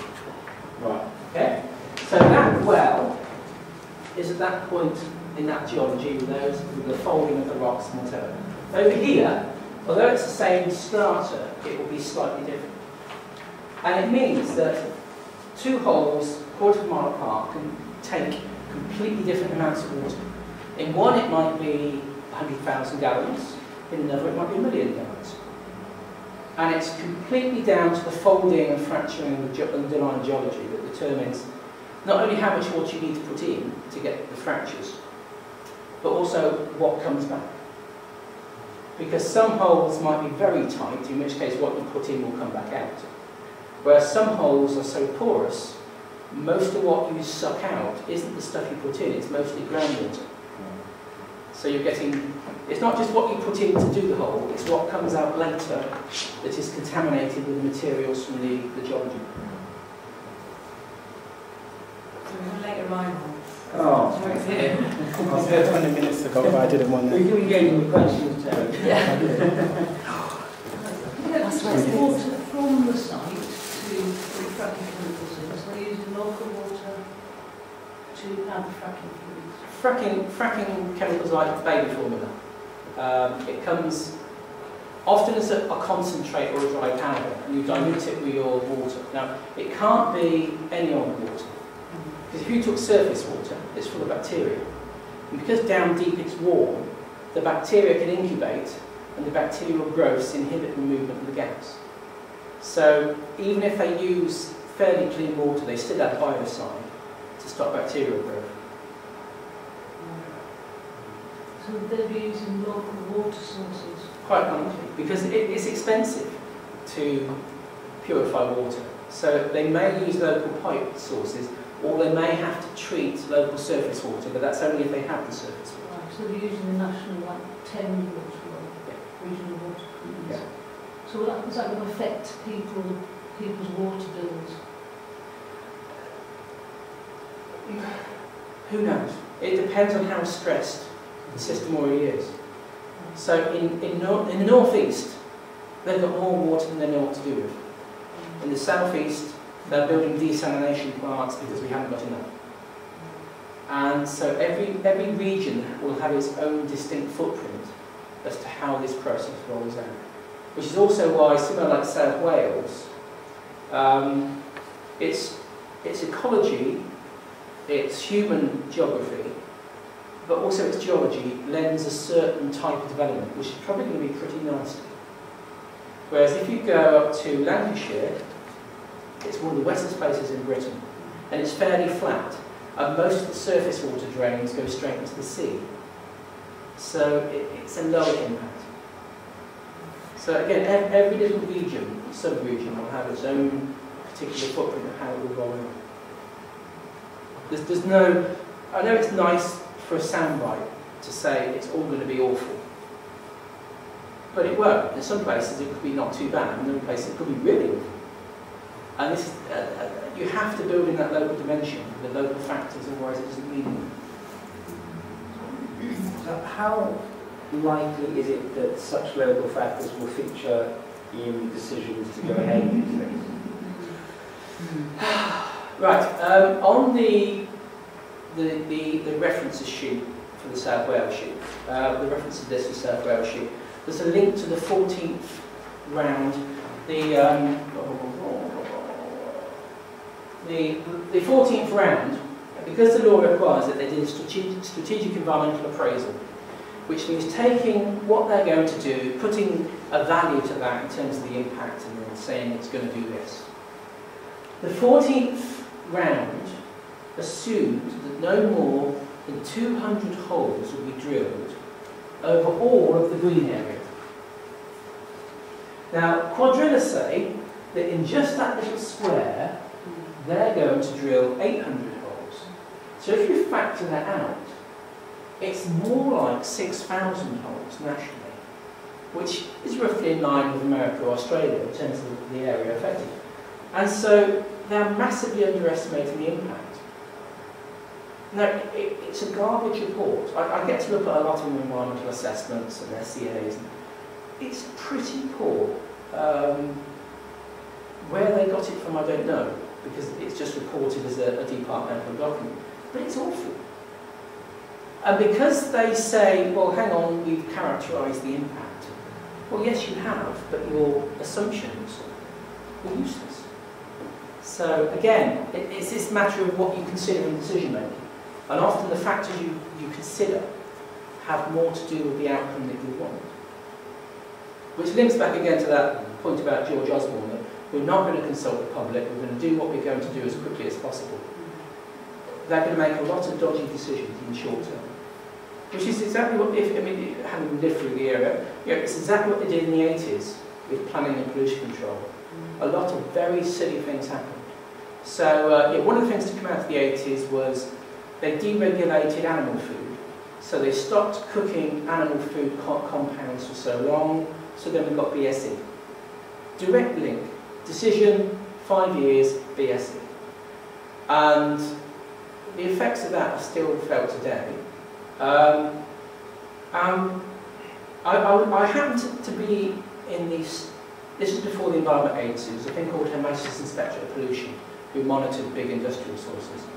And I knew the officer well, and we were having a chat, and he gave me the impact assessment for burning, the secret burning, of BSE contaminated wheat and bone meal in power stations.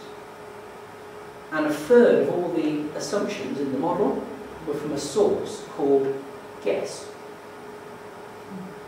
Now, he had a letter from the minister telling him to do absolutely nothing about this. He was not allowed to touch it. And it carried on. But he just happened to give me a photograph. So that all came out then. And this is the thing, this is why it needs real environmentalists, real people who are studied in the technical and legal things of all factors of the environment. Not just people who have a carbon fixation. Because you can't fight this on the basis of carbon. It has to be something more. Because the answers are not in the carbon. This is no better than conventional gas production, it's no better than coal. That's what the carbon evidence says. You're damning all fossil fuels. What makes this relevant to people in South Wales, or Yorkshire, or Lancashire, or Scotland, is what it does in their local area. And that's all about local factors and local environmental impacts. Very certainly, that map, of Alabama, the intake of breath, when I showed that the last week in Wales, people got that far more than this, any abstract ideas about carbon. They could see it, they could think of their environment and translate what that meant to their local area. And that's really what environmentalism is all about, is getting people to make that connection between their everyday lifestyle and what's happening around them. And carbon just doesn't do that. Carbon is a consumer issue. And I was on a board of Friends of the Earth in the 1990s. And it was a struggle, which we lost. But most campaign groups have gone on a consumer agenda. And most solutions, therefore, about maintaining the consumer agenda, not resolving the problem between the consumer agenda and ecological limits.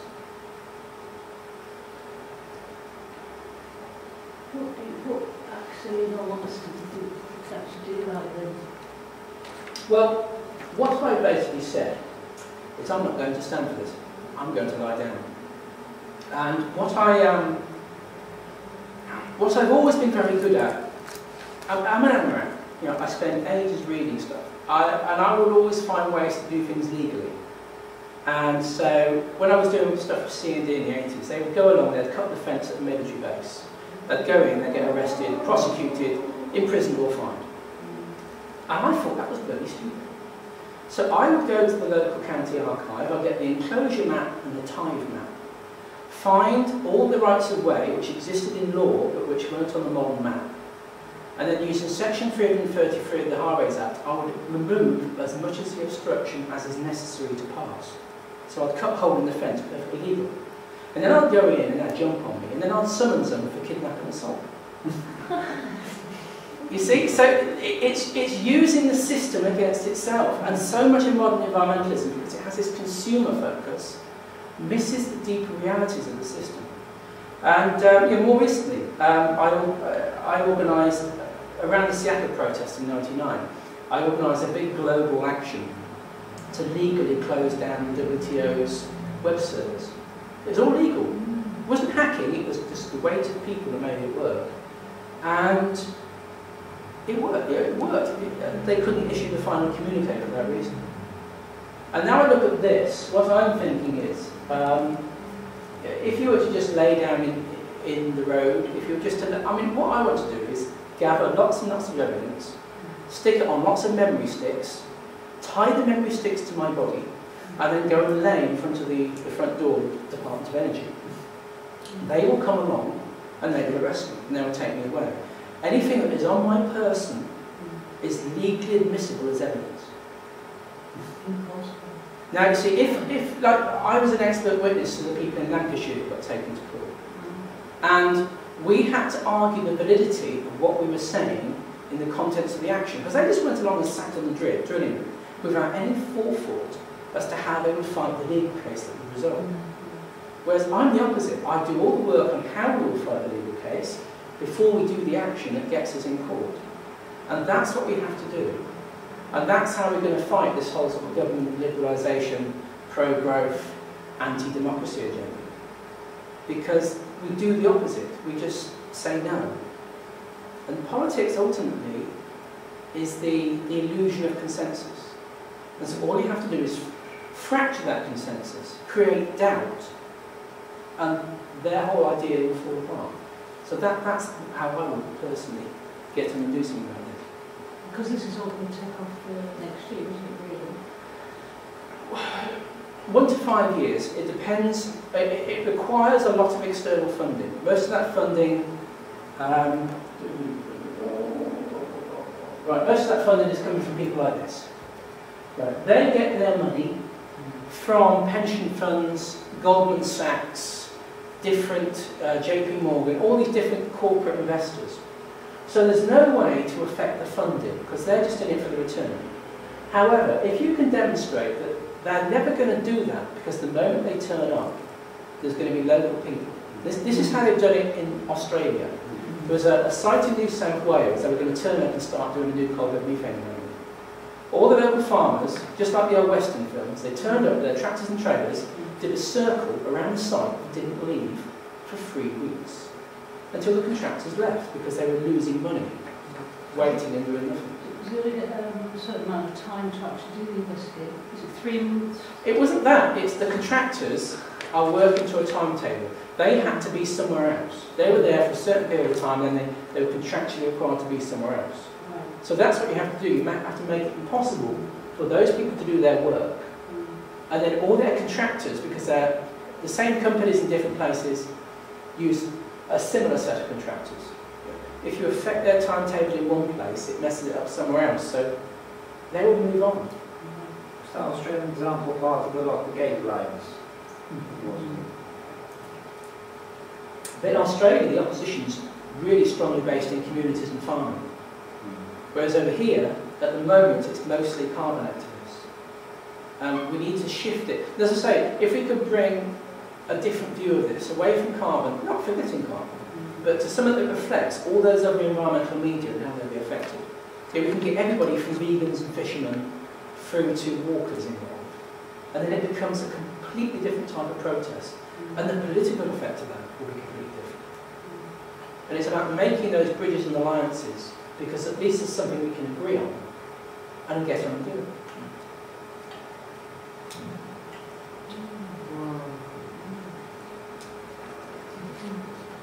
I have a really quick question. I'm really interested in all this Yeah. stuff. This is my thing. First of all, I really like your shirt. Actually, it's fab. And I was going to tell you at the beginning, and well, I haven't had a chance now.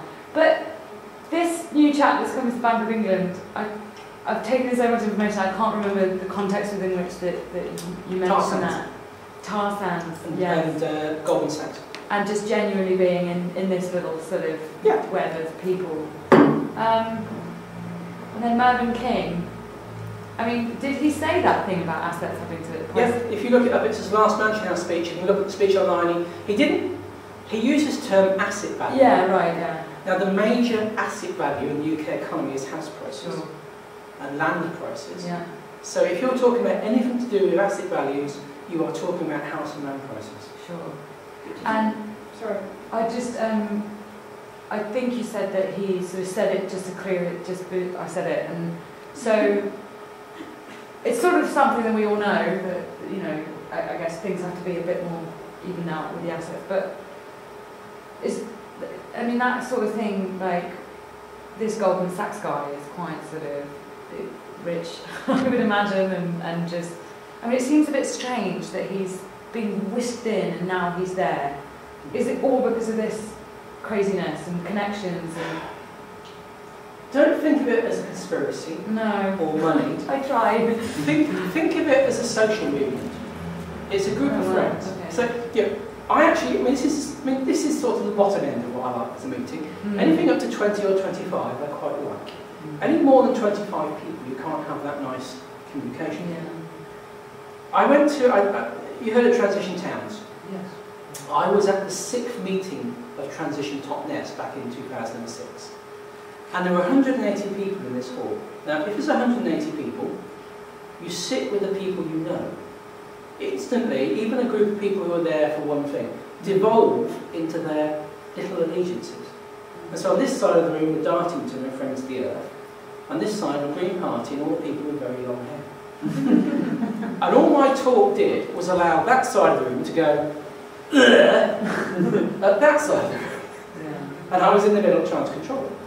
And this is the issue, that all these people, they're a social network that is there to preserve those things which, just like I have a social network of hippie type people who, most of my friends, they've all done lots of long distance travelling on foot or bike. We just coalesced, we've all done it. We were at the Green Gathering this year with our store. Everybody else was wringing wet and miserable. And we were well fed and dry, because we've all had that kind of experience. But they are no different. They're just a different social network. And I think what I was getting at is that sort of, so politically, it doesn't really make a difference, because these people, apart from him, none of them are elected. No.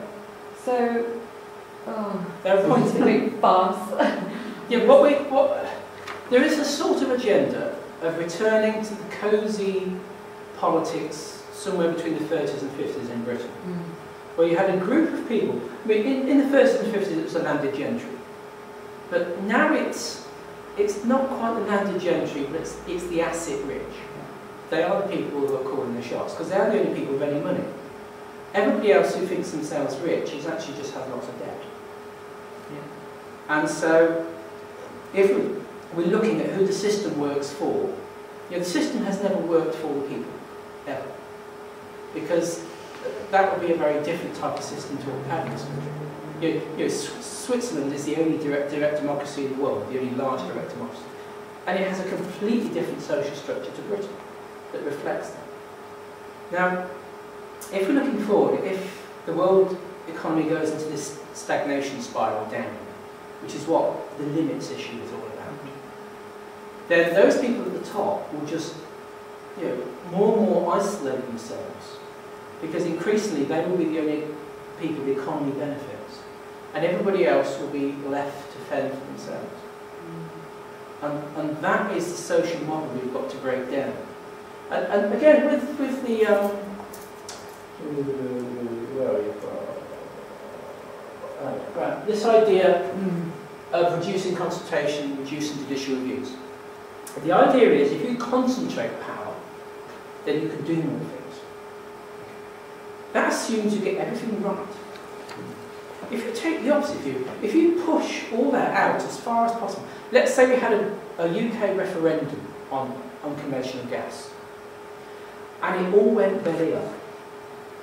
You can't blame the politicians, because the politicians didn't take the decision. Yeah? People will have to blame themselves, or they have to blame the people who voted the opposite way to them. And this is the thing, if we were to do the opposite of this, if we were to push out decisions as far as possible to as many people as possible, politicians wouldn't have to worry about bad decisions, because the blame would be equally as spread as the power. The trouble is, the type of decisions you're going to have made amongst that big group are going to be completely different to when it's just a small group. And that's the bigger issue about how power, globalised power works. It's about maintaining not so much an elite, but a cognoscenti, a certain group of people who think and act. We often talk about the London chattering classes. It's only certain people. I exist on the fringe of environmentalism, not because I'm any less active or involved in their stuff, but purely because I try not to come to London. And therefore I'm not heard as much. But I'm heard a hell of a lot more in Scotland and Wales and Cornwall, where I am a bit more known. So again, it's how these social networks function, who they encompass, and what the benefits are for being part of a social network. But there are alternative ways we could do this, and it would solve some of our political problems in terms of politicians feeling they had to be perfect all the time and get every decision right. But at the same time, they wouldn't be able to take the same decisions, because if we open it up to a bigger number of people, we're going to get those minority interests saying, oh, excuse me, but, ...